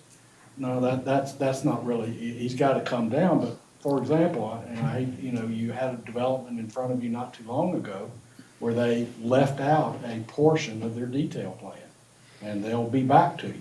They could do this by phases if they want to, do a detail plan, then do the subdivision applications. They could, do it by even sub-phases, by tracks only, if they wanted to go that route. We can basically accommodate them any way they want to go and phase it and make it as easy as we can. But the whole idea of breaking it up is to say, that way you're not pressured to approving something that you really don't have enough detail to know what you're approving, and yet gives them the, if you will, confidence to invest money in the professional design work that you need to see. So if we approve this, then it's still good. Council also has to approve it too, right? Yeah, based on concept plan only. And they seem to be okay with that. And that was, as you know, that was probably the gist of our recommendation, is that, you can go there. We don't have a problem with that, subject to a number of the things in the narrative being understood, but, even, I saw a street plan right after the staff report was published that had a whole lot more of the street network. For example, it made it very clear that Lakeshore Boulevard was going to be double frontage lots with no driveways onto Lakeshore Boulevard. So one of the things we would expect you to do is to have a development standard for what you're gonna treat that back wall. Kind of like Anderson Mill Wall, where you have, what is that gonna look like to those other neighbors? Those are the kind of things that without the detail plan, we don't even know what to ask for. Those, and the designer knows that. I mean, this isn't rocket science, but when you get that level of detail, the staff knows what to ask them and ask them to address. Okay. Just to clarify, Roy, in item number 4, consideration of a recommendation, and then down in the steps of F, it says decision, but it's really recommendation, correct? Yes, I'm sorry. No, that's okay. I just wanted whoever does or doesn't make a Would you mind if I a motion. added something? Sure. Okay. Sure, I before wanted we, you to know that after we met with our team and talked it over, we definitely would like to do it in phases. We would like to have concept approval tonight, just concept approval. And we would like to proceed with each phase, and we'll bring you a detailed plan for review when we're complete. And then the subdivision plats will follow. So that made perfect sense to our group. We didn't completely understand that in the beginning, so that's what we're proposing. And you can break each phase that you have in your phasing plan down into tracks if you want to, and do it a track at a time, if that's what makes sense to you. That leads me to another question. I'm sorry? After the, okay, with concept plan tonight, next is the detailed plan. Right, but it may be many detail plans. Well, it could be, but then after the detail, somewhere between the detail plan and the plat is the PDD itself, right? No, I mean, we would write each, for example, the one that I was just referring to, okay? We write an ordinance that says you have concept plan approval only, and you have to come back for detailed plan. If they do phase 1A, that ordinance will say you have detailed plan approval for phase 1A only, and we'll write a new ordinance every time that they have detailed plan approval. The only thing that lets them go to subdivision plats or site development plan approval is a detailed plan approval for each individual component until they get through. Okay. So Roy, is that similar to how Lakeside by Cicero was done in Stayton? No, they have an overall. Now, they amend occasionally. Right, That amendments are common. They just, if you think you can develop something this large and get it right the first time, that's incredibly rare. But they did come to us with a comprehensive PDD Yeah. for approval Well, before they started. And I've got a laundry list of amendments we need to Sarah right now. All right, well, we've already done a lot. Yeah. I mean, it's just, that's the nature of the beast. I have to keep coming and signing approvals. Yep. Each of the amendments, once they get the detailed plan approval, each of those ordinances is an amendment to the overall PDD. Right. So they're just gonna do it piece by So piece. we're kind of piecing the PDD Yes. together until it's all Yeah, done, they're right? building the Lego creation block by Okay, block. all right, I got it. The one you just did has most of it. Just one piece left out, but it could be the other way around. Would the approval successions necessarily follow the construction plan order? We would like them to correct the phases as they go. If they're doing the work on the detail plan, makes them amend their phasing, we would hope that they would give us a new updated phasing plan. And it's hard to get those right. I mean, and I guarantee you that they've changed that several times. Sure. Yep. They have. Absolutely. We've seen that. Or did them out of order. Right, and little detailed development standards, we keep a list of those because we don't want to hear them every month. But, you know, they're out there that need to be done. And that's what Joel was referring to. Right. We Remember the okay, first our plan is- three houses in Tessera where the slab was laid on somebody Yeah. else's property? Yeah, they hadn't, does happen. Little details to work out. had surveyed the forms and, poured a house over the lot line. Yeah, amendments are common. Can we move on now? Yeah. All right, then. It is, it's only 10:11. Great. We will go ahead and open the public hearing at 10:11. And let's see, our list here.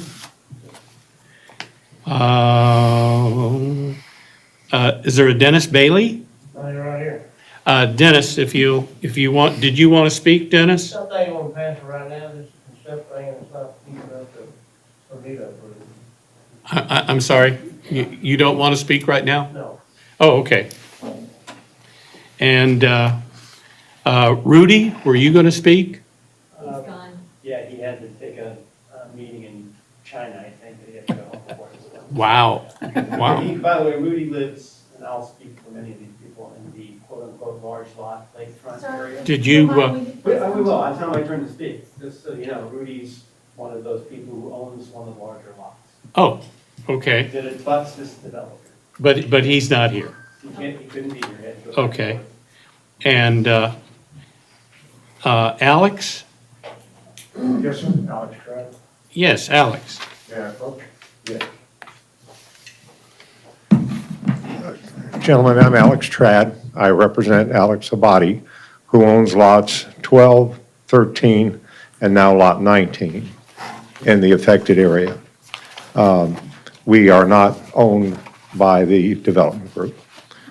We received notices for the hearing. I agree with the gentleman who just spoke.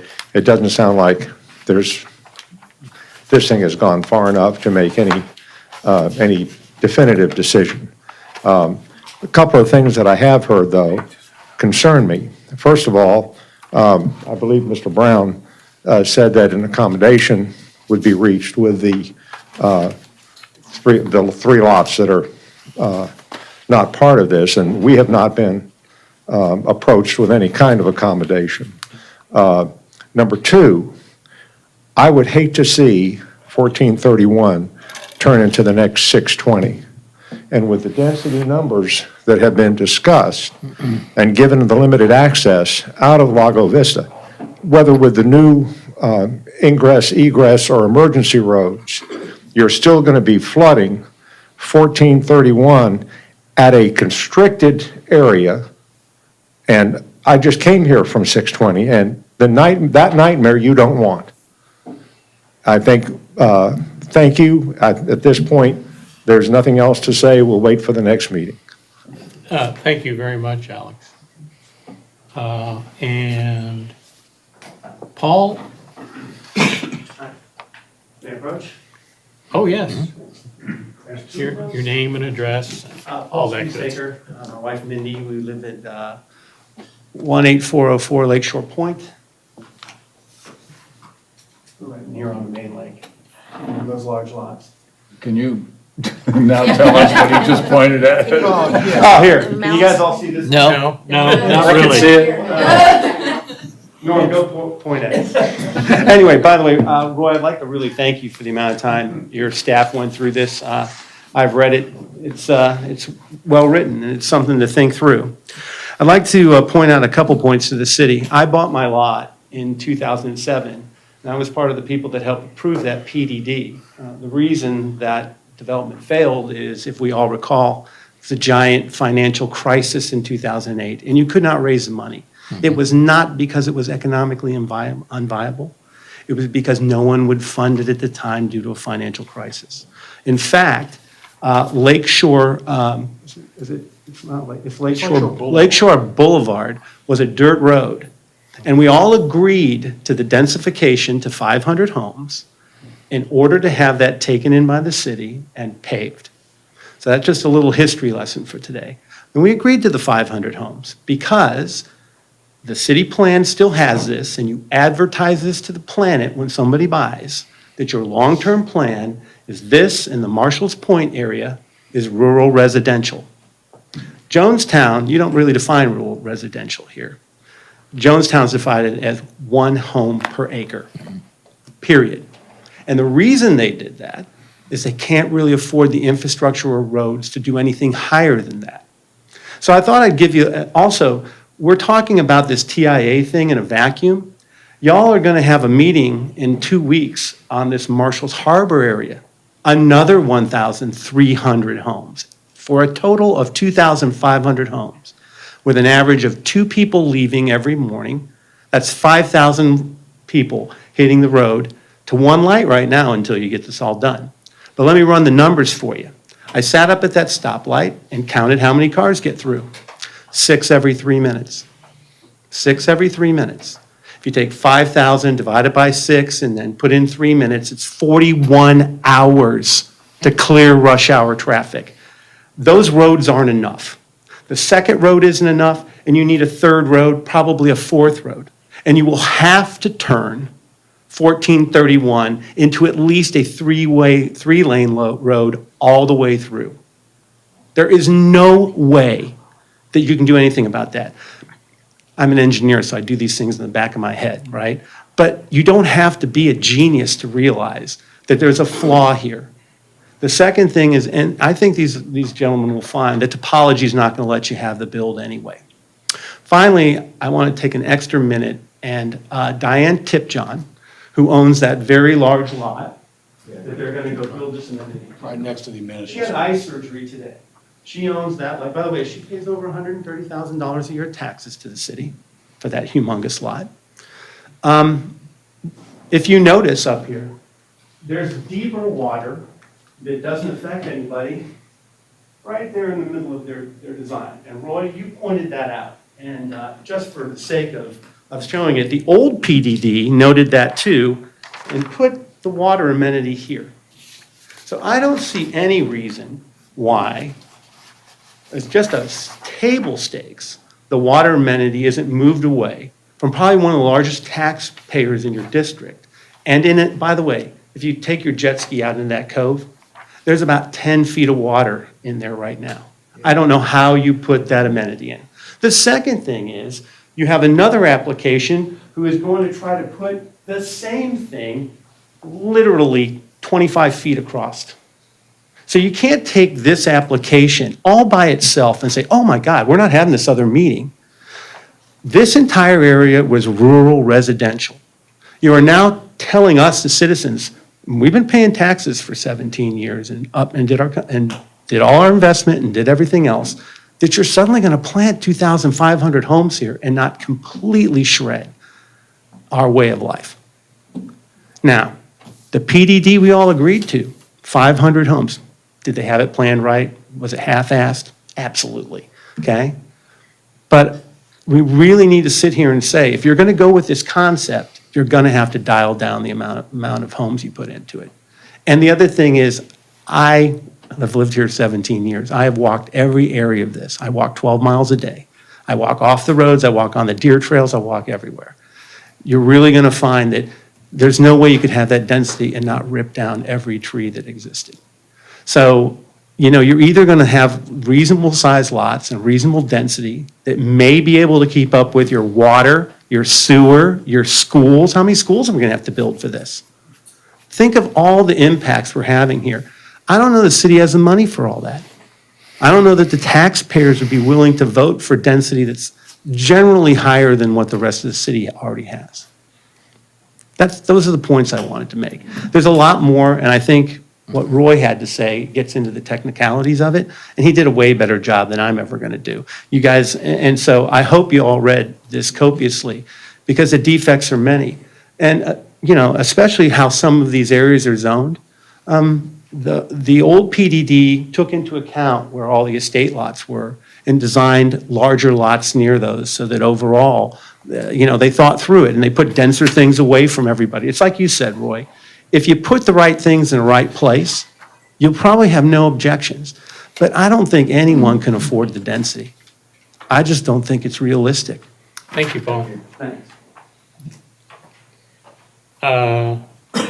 Norm Spalding?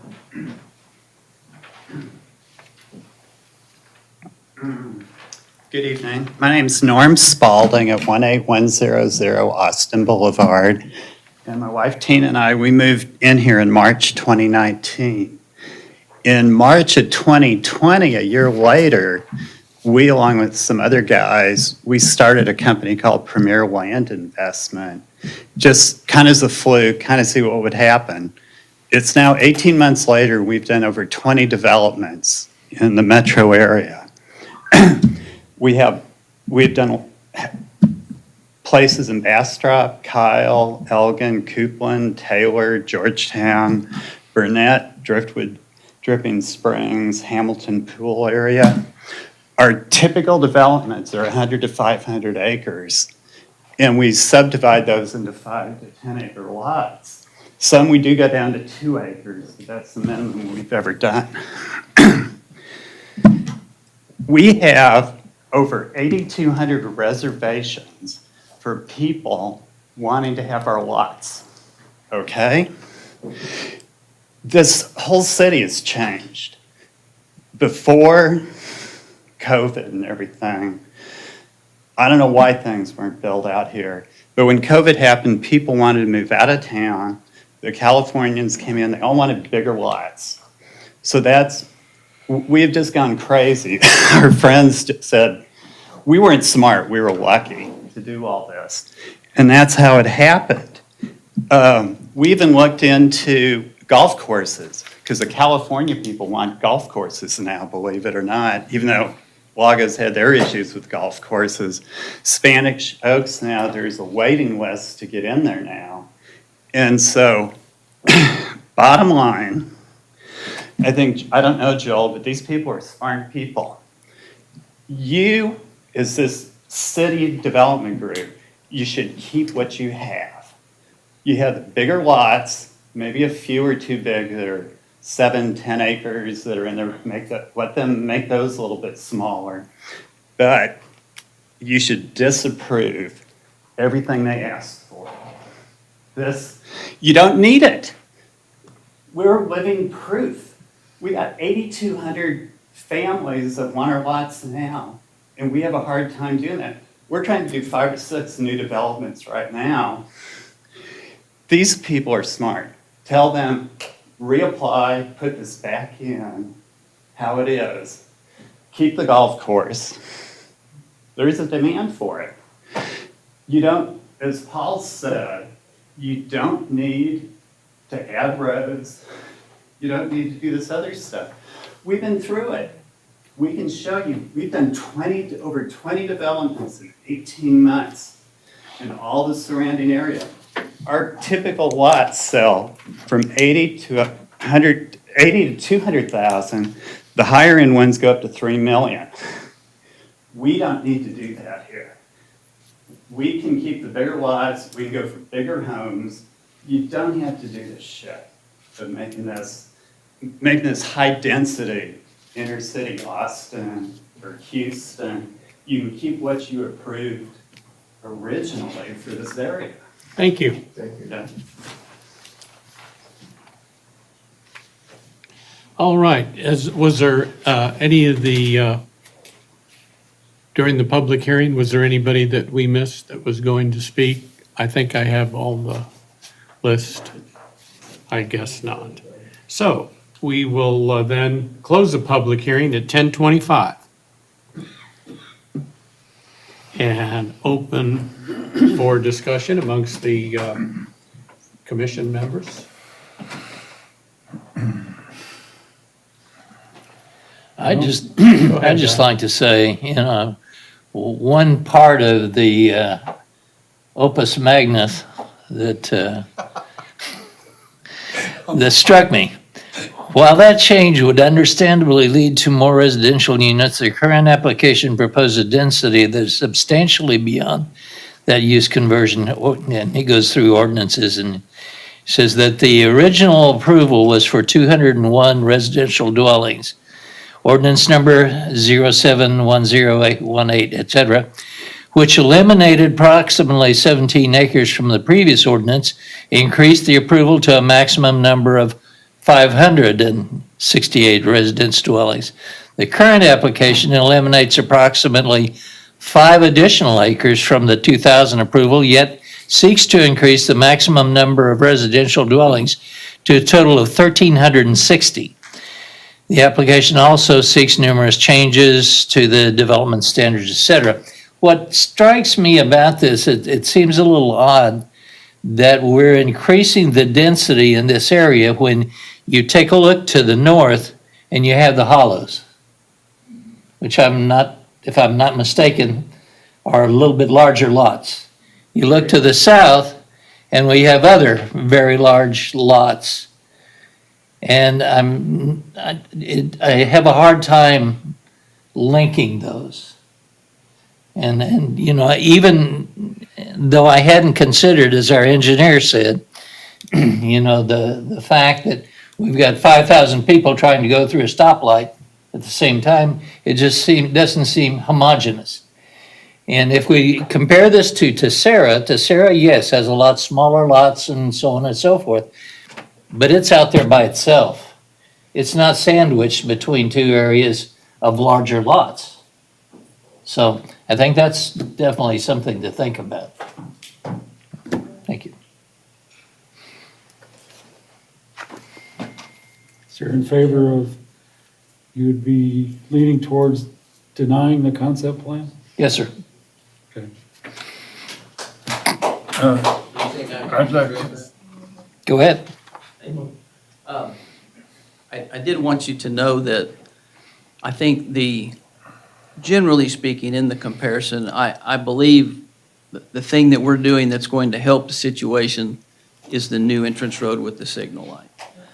Now, the engineers will figure that out, the TIA will demonstrate all that will be studied. But just to give you a little comparison, the current PDD had 568 lots, and I'm talking single family.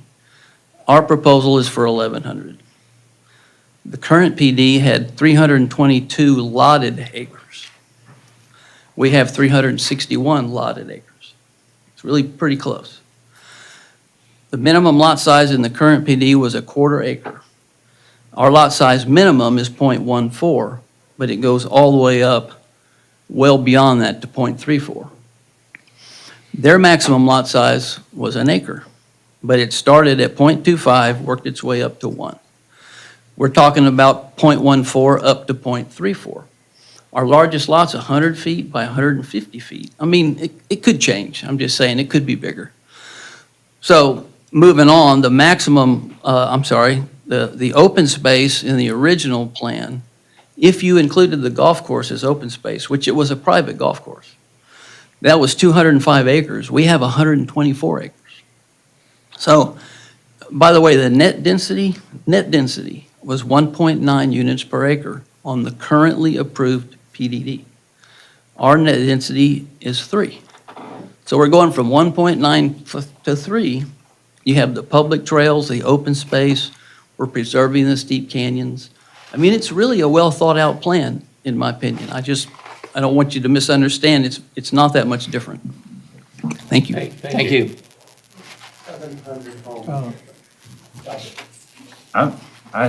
I would like to say that I think increasing density from 1.9 to 3 is very large. Those two numbers are not close together, No. in my opinion. 2 and 3. I would like to say,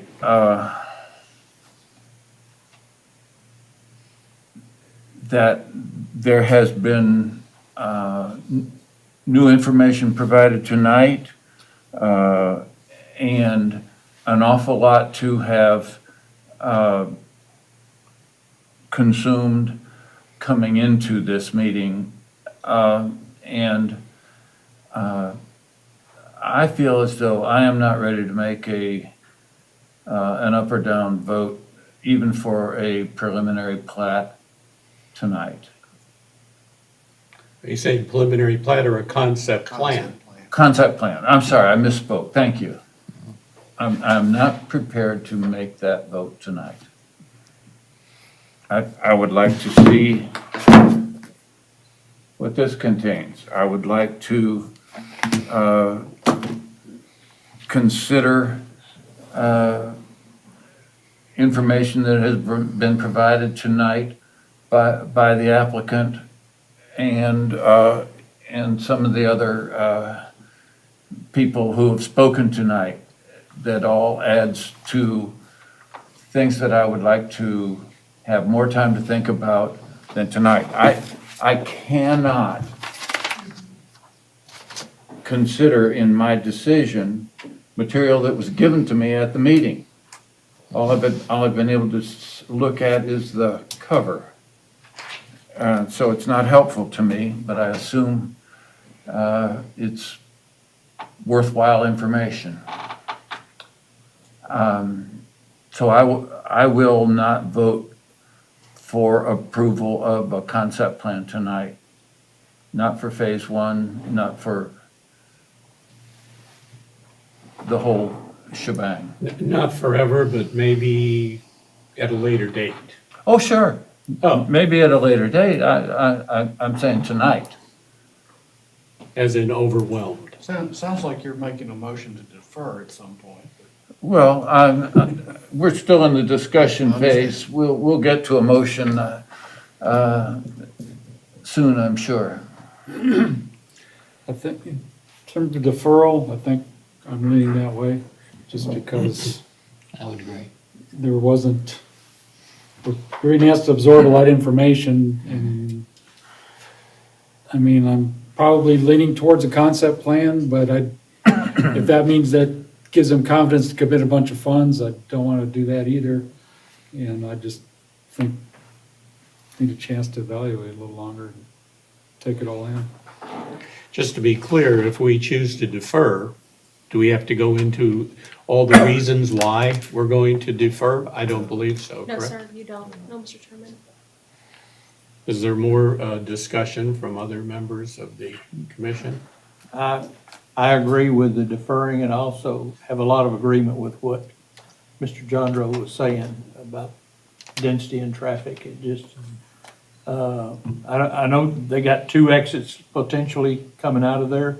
They could have 3, but they could have 6 of them on the Loman Ford, and every one of them still got to go through the signal light at dawn. Yeah, right now they've got 2 exits, but they both go onto Loman Ford, and we know the problems that already exist there. Dawn Drive is a bottleneck, and the only thing that keeps 1431 from being any worse is the state law allows us to make a right turn on a red light. And there's not that much traffic coming from the left normally. You could make a right turn on a red light? I can't you? Is that legal? Boy, is that gonna help him commute. My goodness, no wonder so many people are honking their horn behind that. I can almost believe that. Well, regarding item number 4, 211921-PDD-MOD, the Planning and Zoning Commission recommends a deferral until more information is forthcoming. Can you make that date specific for us? Because you've got a meeting on the 14th, but they are wanting more time than that. I think the applicant may want more time than that. Well, at a future date. Okay. At a future date. Is it for us to decide when it should come back? It's cleaner if you give a date specific, whether it's the next regularly scheduled meeting or 2 scheduled It's too late for it to. The date Make the specific next- for the motion is, let me get that up in front of me. Isn't the agenda already out for the next regularly scheduled It meeting? is, it has not been posted. I beg your pardon, sir? It is, but it has not been posted. Oh, okay, thank you. That would be for November 12th? Oh, you moved it back. Is that correct? Yeah. November 12th meeting? That It's, works for me. November 12th is the one after that, yes, sir. Yeah, okay. That's the motion, deferred until the November the 12th. No. Is there any, November the 11th. anyone to, 11th is right. Let me get- I'm sorry, November 11th, sorry. 11th is a Thursday. Sorry about that. Veterans Day. Veterans Day, yeah. Yeah. Oh, what a November great 11th idea. is- So there is a I'll wear my motion. uniform. Second. It's been seconded. Any further discussion, Mr. Brown? No, sir. All in favor? Aye. Aye. It'll be, we recommend it deferral until the next meeting on November the 11th.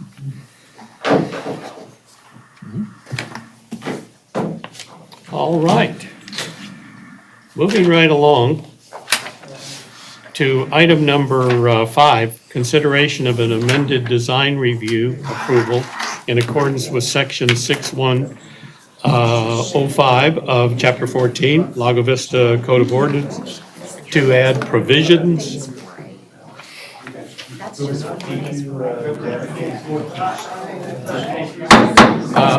That's not their PDD. That's not their Folks, we still have to hold a meeting. Hey, we need to hold a meeting. Thank you. Thank you. Please step out of the room if you're gonna have a conversation. Excuse me. Thank you. Okay, item number 5, consideration of amended design review approval in accordance with section 6.105 of chapter 14 of Lago Vista Code of Ordinances to add provisions for food trucks to be located at the proposed microbrewery at 8001 Bronco Lane, Barkay Ranches, section 18, lot 18008. Roy, if you would just kind of. Yes, sir.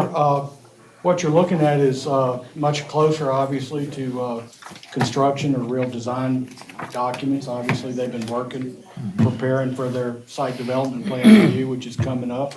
They proposed the idea, you may remember, they had to come back for food trucks. They decided they wanted food trucks. These food trucks, we now understand, are gonna be there, semi-permanently like they are at Loman Ford. They're not leaving and coming every day.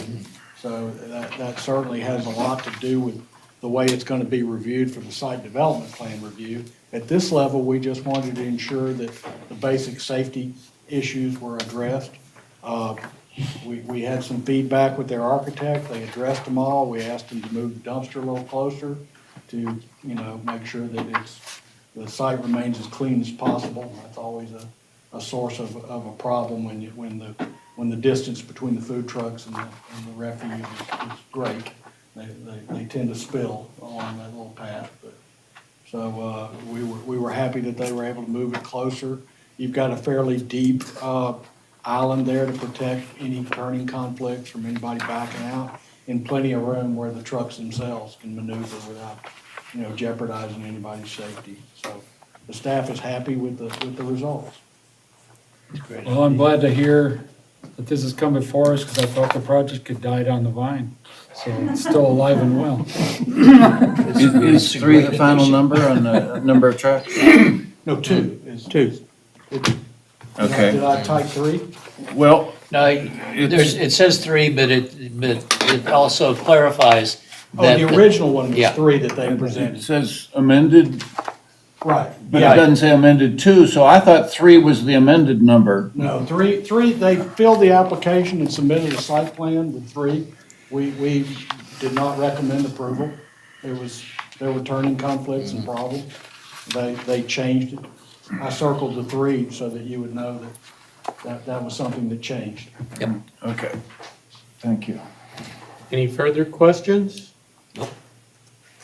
And regarding item number 211992, No, 1922.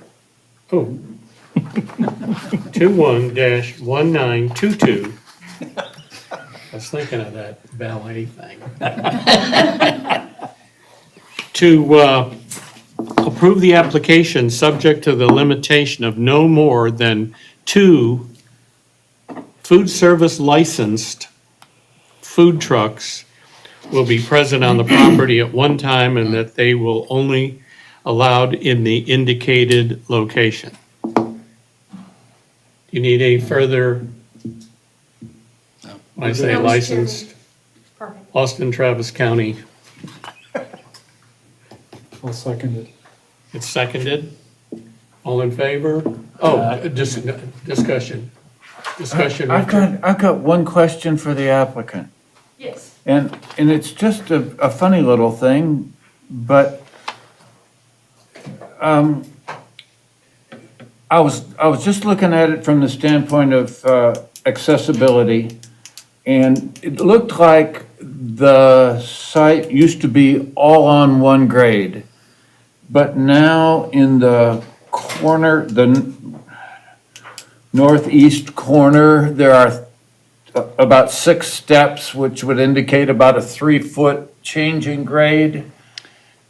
And that looks like something that didn't show on the first application, and I just wondered how that came about. Sure. So my name's Amanda Warlow. I'm with Casey Building Company. So I know y'all like us to announce ourselves. And we have a civil design now. So based on the topography of how we need to work everything on the site, at the corner, there's 3 steps, but it's not on different planes. It's just with the curve of the parking lot coming down that hill, we needed to add the steps there on the corner. Okay, so after you turn the corner, you start sloping down the hill So with the drive and the parking and. if I may, is it okay if I step away from the mic? So the hill goes up this way. Yes. So we start tall, and then we have this exit on Bronco Lane, which Okay. is lower. So we're starting, and it descends the entire way. Yeah, I'm familiar with the site. I went over and looked at it but I saw that those steps weren't in the first plan.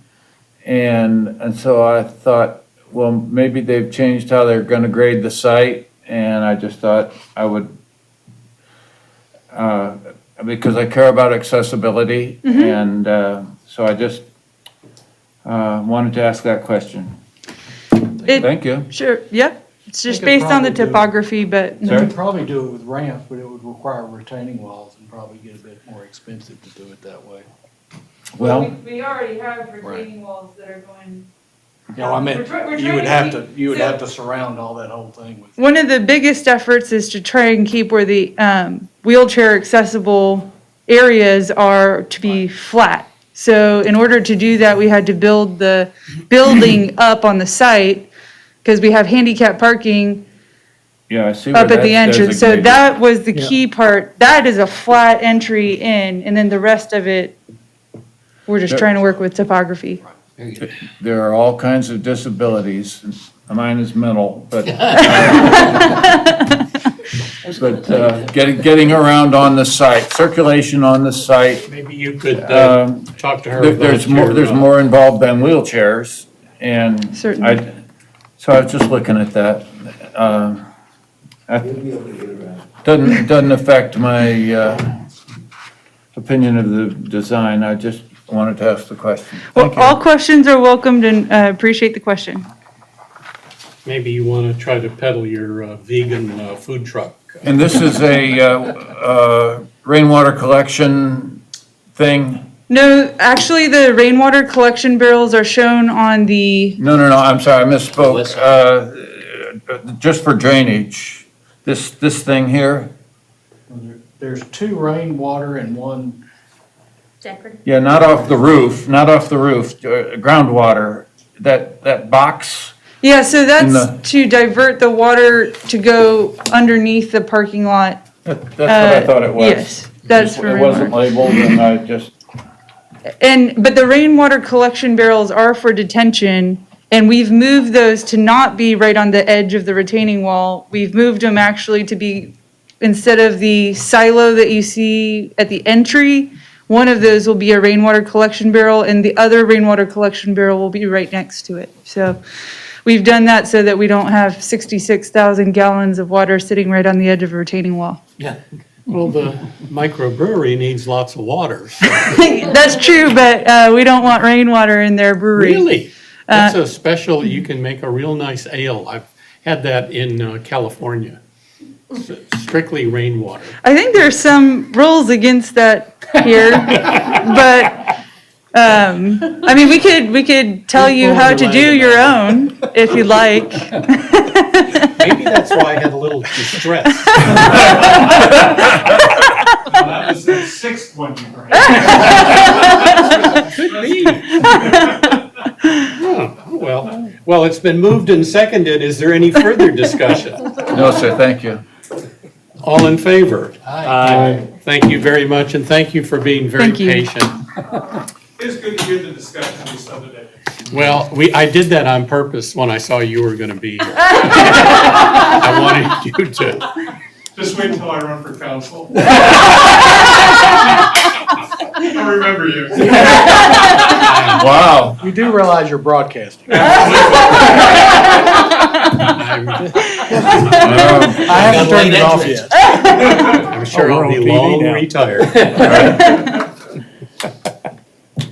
Thanks again. Well, thank you so much. Thank you Wait for very yourself. much. So can I go home and watch the rest of the meeting? I didn't know we had I think it's a silent movie, most of it. that capability. I hope not.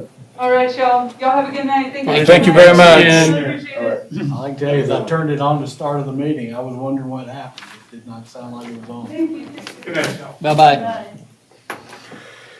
So regarding number 8, we will continue the public hearing on the potential amendment to section 23 of chapter 14 of Lago Vista Code of Ordinances to amend procedural and substantive requirements related to the short-term rental of residential properties. So we're continuing the public hearing at 10:48. So sparsely attended public hearings. They're not nearly as interested.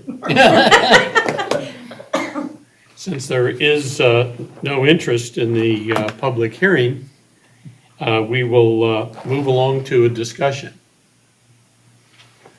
I think, aren't we waiting, last time, We've got some. Richard's, We do. your narrative on the short-term rental that you sent? Well, She has that. Aaron was going to put that into regulatory speak. okay. I think that this meeting was gonna be, No, we're not gonna, I was like, I'm hoping you don't have it. no, sir. We don't want to go over it, I can tell you. Is it in here? No, sir, it is not. Oh. But I'm hoping, well, it depends on what the next one looks like, but it might be on your next agenda. Well, I'd like to if you're ready. say that my intent in my draft was twofold. I thought that it was important to get it out there, get people signed up, get them collecting, and then if we need to modify it, we can. I also did not want to impose rules on people operating short-term rentals that we don't otherwise impose on the rest of our residents. Okay. And I thought it was, I saw on a lot of cities where they have noise ordinance issues, and I thought, you know what? We've got a noise ordinance for our city. Let it prevail. Off-street parking, on-street parking. Well, I think that the local parking ordinance is not strictly enforced. People modify garages, people, I can tell you. park all over the place, and until we are gonna have a comprehensively enforced parking ordinance, then we shouldn't try to write a parking ordinance into our rental ordinance. I think And, Ms. and, Brown- and that's where I was headed on keep it simple, keep it short, keep it sweet, not at all unlike yourself. She's short. She's short and sweet, right? Okay, there you go. I'll take it. All That's the right. best one I've gotten this week. I think one of the things that you should be aware of is that there are a couple other initiatives that are happening here at the city.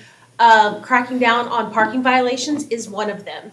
And as one of the city's prosecutors,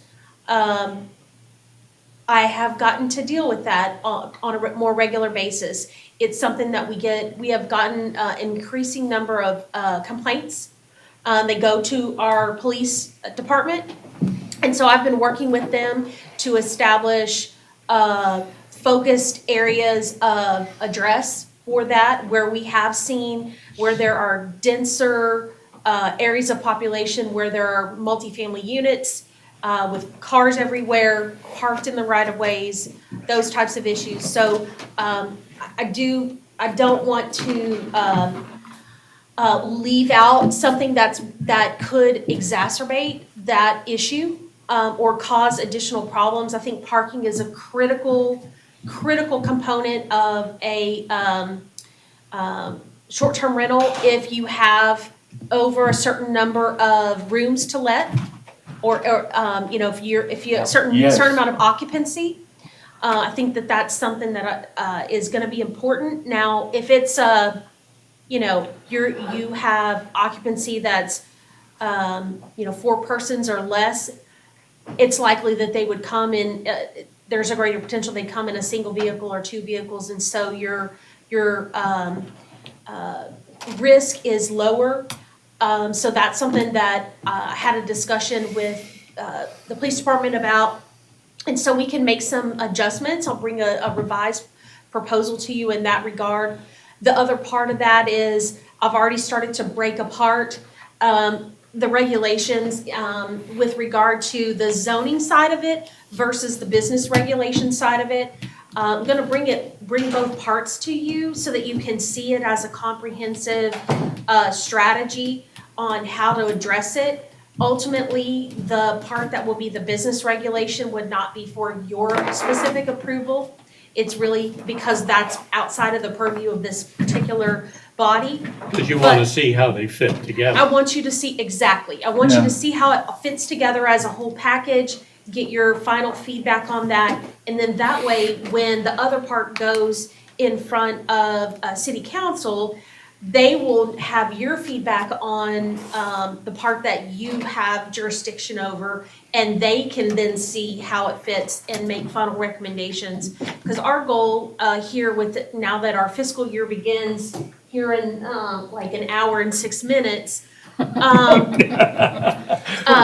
we really want to make a marked change and start collecting the hot tax that the city should have been collecting all this time. It's really important, and it could lead. It's hundreds of thousands of dollars potentially for the city that we could use for amenities to serve the people in this community. So it is important to get there, and so my goal is either, obviously, Mr. Jambor has prepared the package for the next time. If I can get those pieces together and revise it. Otherwise, I anticipate your November 11th meeting is going to be where you really have an opportunity to have the information early, think about it, give me your final recommendations. Hopefully, we'll have an opportunity for a vote on it at that point. Very good. I have a couple of things I'd like to give the commission and you to think about. One of the things about short-term rentals that we've all been aware of that creates problems within neighborhoods is large parties that end up getting generated by a rental that says, sleep 6, but 28 people are there. And I saw one or more, it's hard to recall now, but some other city had a multiplier that you couldn't have more than 1.5 or 2 times The occupancy. what the lease agreement for the property was, that the number of people that it sleeps outside of certain hours. Now, maybe you're gonna invite a bunch of people out to go swimming, but maybe we want them to go home at some hour. And that we can put into the ordinance that then becomes known to all of those people who operate STRs, that, yeah, you can invite your friends out when you have a rental, but they've got to go home at some point. And that's something that we need to work on, and I don't know. Thank you. I don't know what it is, but it looks to me like the only easy way, or maybe a good idea for a way that you can avoid that problem of having a rental that sleeps 4, but it's on the lake, and you invite everybody you know to come out, your entire fraternity or whatever. So I thought that was a useful tool that the commission, I assume, will have to decide what that multiplier will be, or you can decide and we can try to figure that out. 1.63. Okay, then that would allow for toddlers when you get into the part people. Well, now you're talking 1.635 for infants. Oh, Lord. 1.635 for what? Infant. I will definitely make a recommendation based on a review of other ordinances that have that multiplier factor, and give you something that I think is workable for Lago Vista, given the types of properties that we have, that we know are short-term rentals, and the street, the parking, all of those other considerations. Okay. You said there was 3 or 4 things you wanted to bring up, Richard, was that it? No, it wasn't, but I can't remember the rest. Because of my mental disability that I mentioned earlier. Well, you have my email address, sir, so If, send it either to me or through Roy, and we'll make it happen. Keep them cards and letters coming, Richard. I'm good. You certainly are. You're golfing in the morning. I'm talking. So with that, we are adjourned at 10:59. Oh, we beat the 11 o'clock.